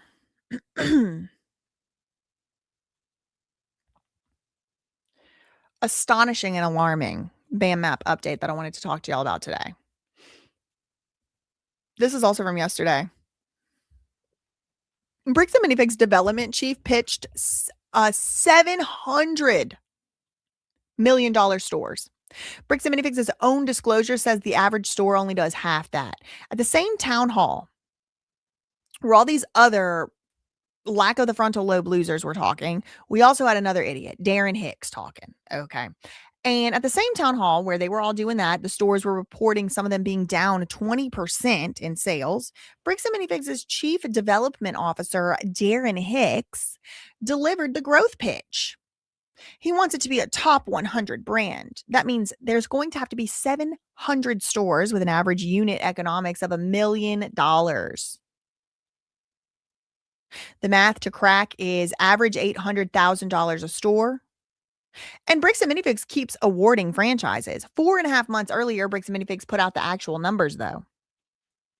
In the disclosure, the FDD, every prospective buyer gets these numbers. That an average store did about $500,000. The median store did 467. So how is it possible that Bricks and Minifigs is going to double the amount of stores they have and also double the average revenue of a store when the stores are all going to be competing with each other? This is starting to sound more and more and more and more like MLM.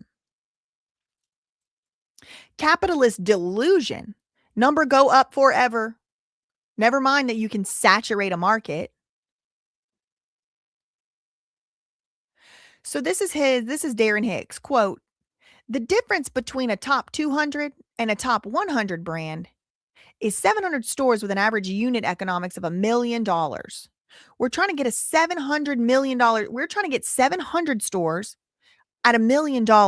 And so like $1 million stores, they want 700 of this. Is impossible. Especially for a brand like Bricks and Minifigs that has completely soiled its reputation. Like nobody wants to even do business with them. We're trying to get $700 million stores in the United States. We're not even talking about Canada or Australia. And if we're able to do that, we're a top 100 brand. We pass Papa Murphy's. The audience was not an abstraction. Earlier in the same meeting, Bricks and Minifigs told its franchisees that they have desires to continue to build and having multiple units with tools in place to enable them. Quote, this is Darren Hicks. It's not about building a kingdom for the McNeffs or BAM. It is. It absolutely is. That's absolutely what it's about. Quote, it's about profitability at the unit level. And unless we can crack that math, it's interesting to me that finance language is always so violent. It's cracking and killing and targeting. It's like always this violent language. And unless we can crack that math and get an average 800,000, 900,000, you all know the difference that will do. Nobody asked about kingdoms. The question was whether corporate would open stores next to the ones that were already struggling. The answer went all the way to Papa Murphy's.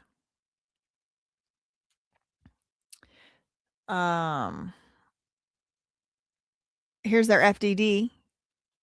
Financial performance information that differs from that included in item 19 may be given only if a franchisor provides the actual records of an existing outlet or a franchisor supplements the information provided in this in item 19. But the town hall figures are not the same as what they put on their FDDs.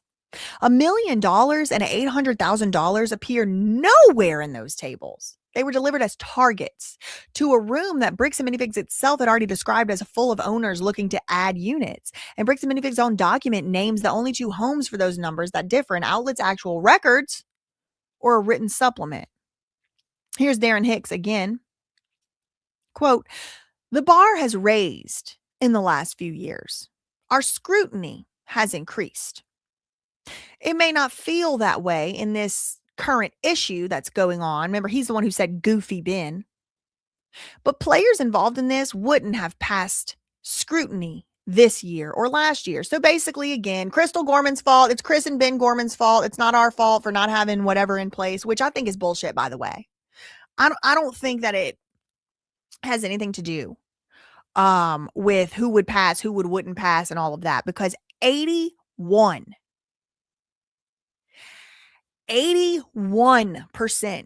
of the franchisees said that they did not feel like they were adequately prepared by corporate to run this store that they have. 81% of them. So that means 81% of your current franchisees would not have passed to become franchisees. Am I wrong?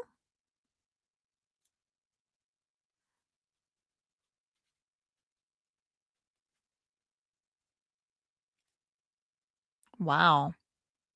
So there was like a financial survey, the recreation of a financial screen on BAM's franchise inquiry form. The wording is verbatim. Nothing you click is recorded or sent anywhere.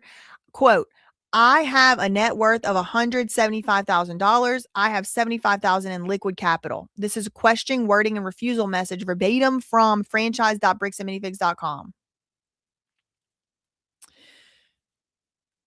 If you click yes twice, the same form will move you along toward a call with the team. So that's the financial requirement. So you have to be at least your net worth has to be $175,000, and you have to have at least $75,000 in liquid capital. That means like in the bank, or like something you could sell right now. Like liquid capital means money. Something you could get out right now from the bank or from something. If you have $75,000 in liquid capital, why in the hell would you open a Bricks and Minifigs with it? 7% of the people in the chat prefer Ammon's mustache.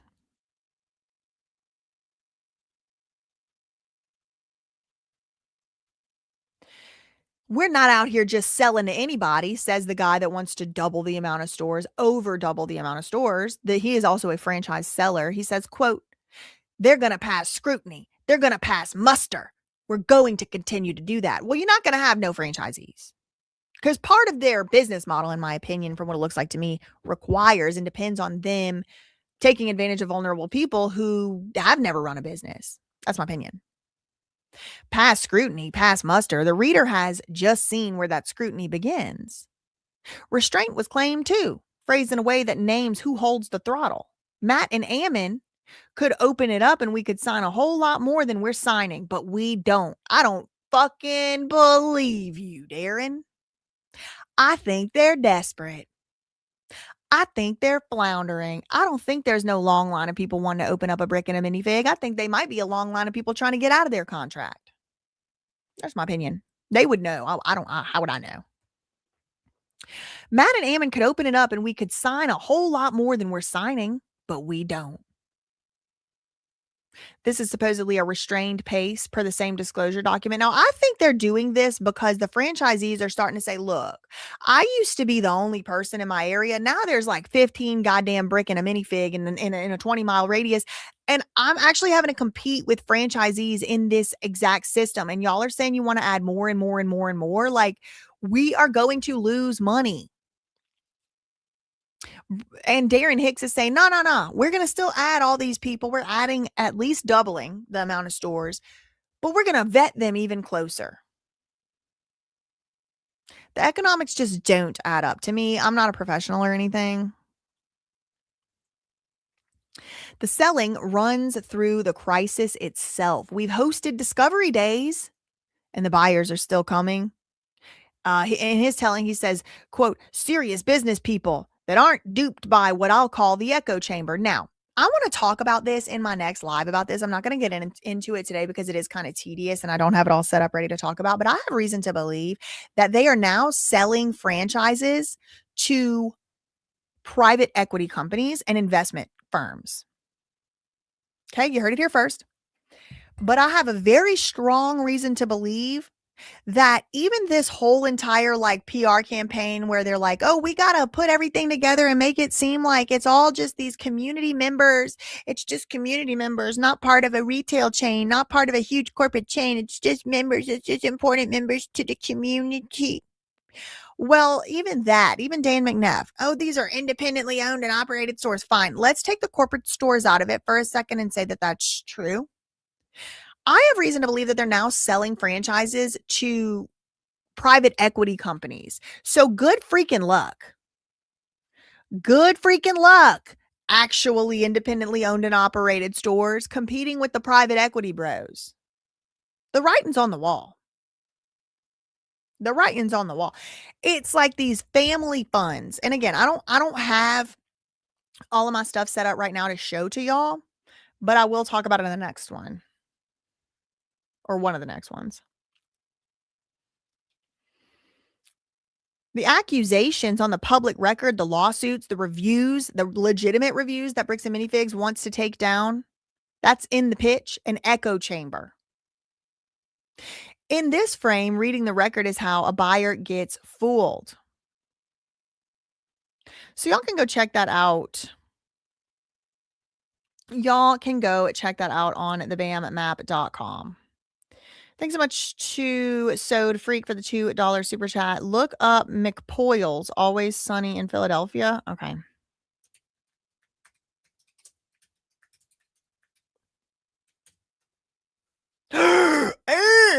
What the hell? This thing? Oh my lord. With the eye patch? I never watched this show. That's the Ammon. Thank you for the $2. Thank you to Julie for the $4.99 super chat. Filtered Transparency LLC. Indeed. Indeed. Yeah, I never watched that one. Ammon McNeff mood board is so girly pop. Got to make it my PC background. It is. It's very girly pop. It's a very girly pop. Let me see something here.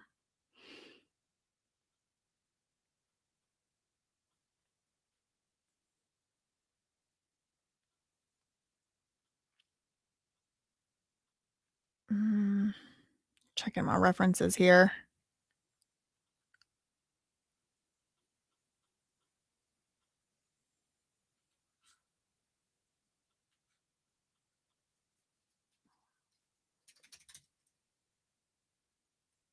Okay.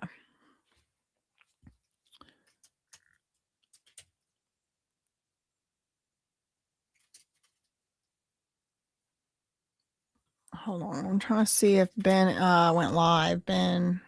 Jamin Ben.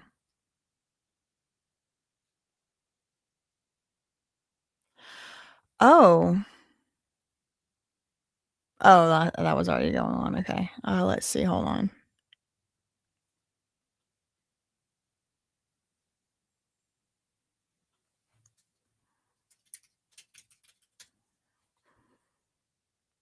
No, it looks like he ain't going live.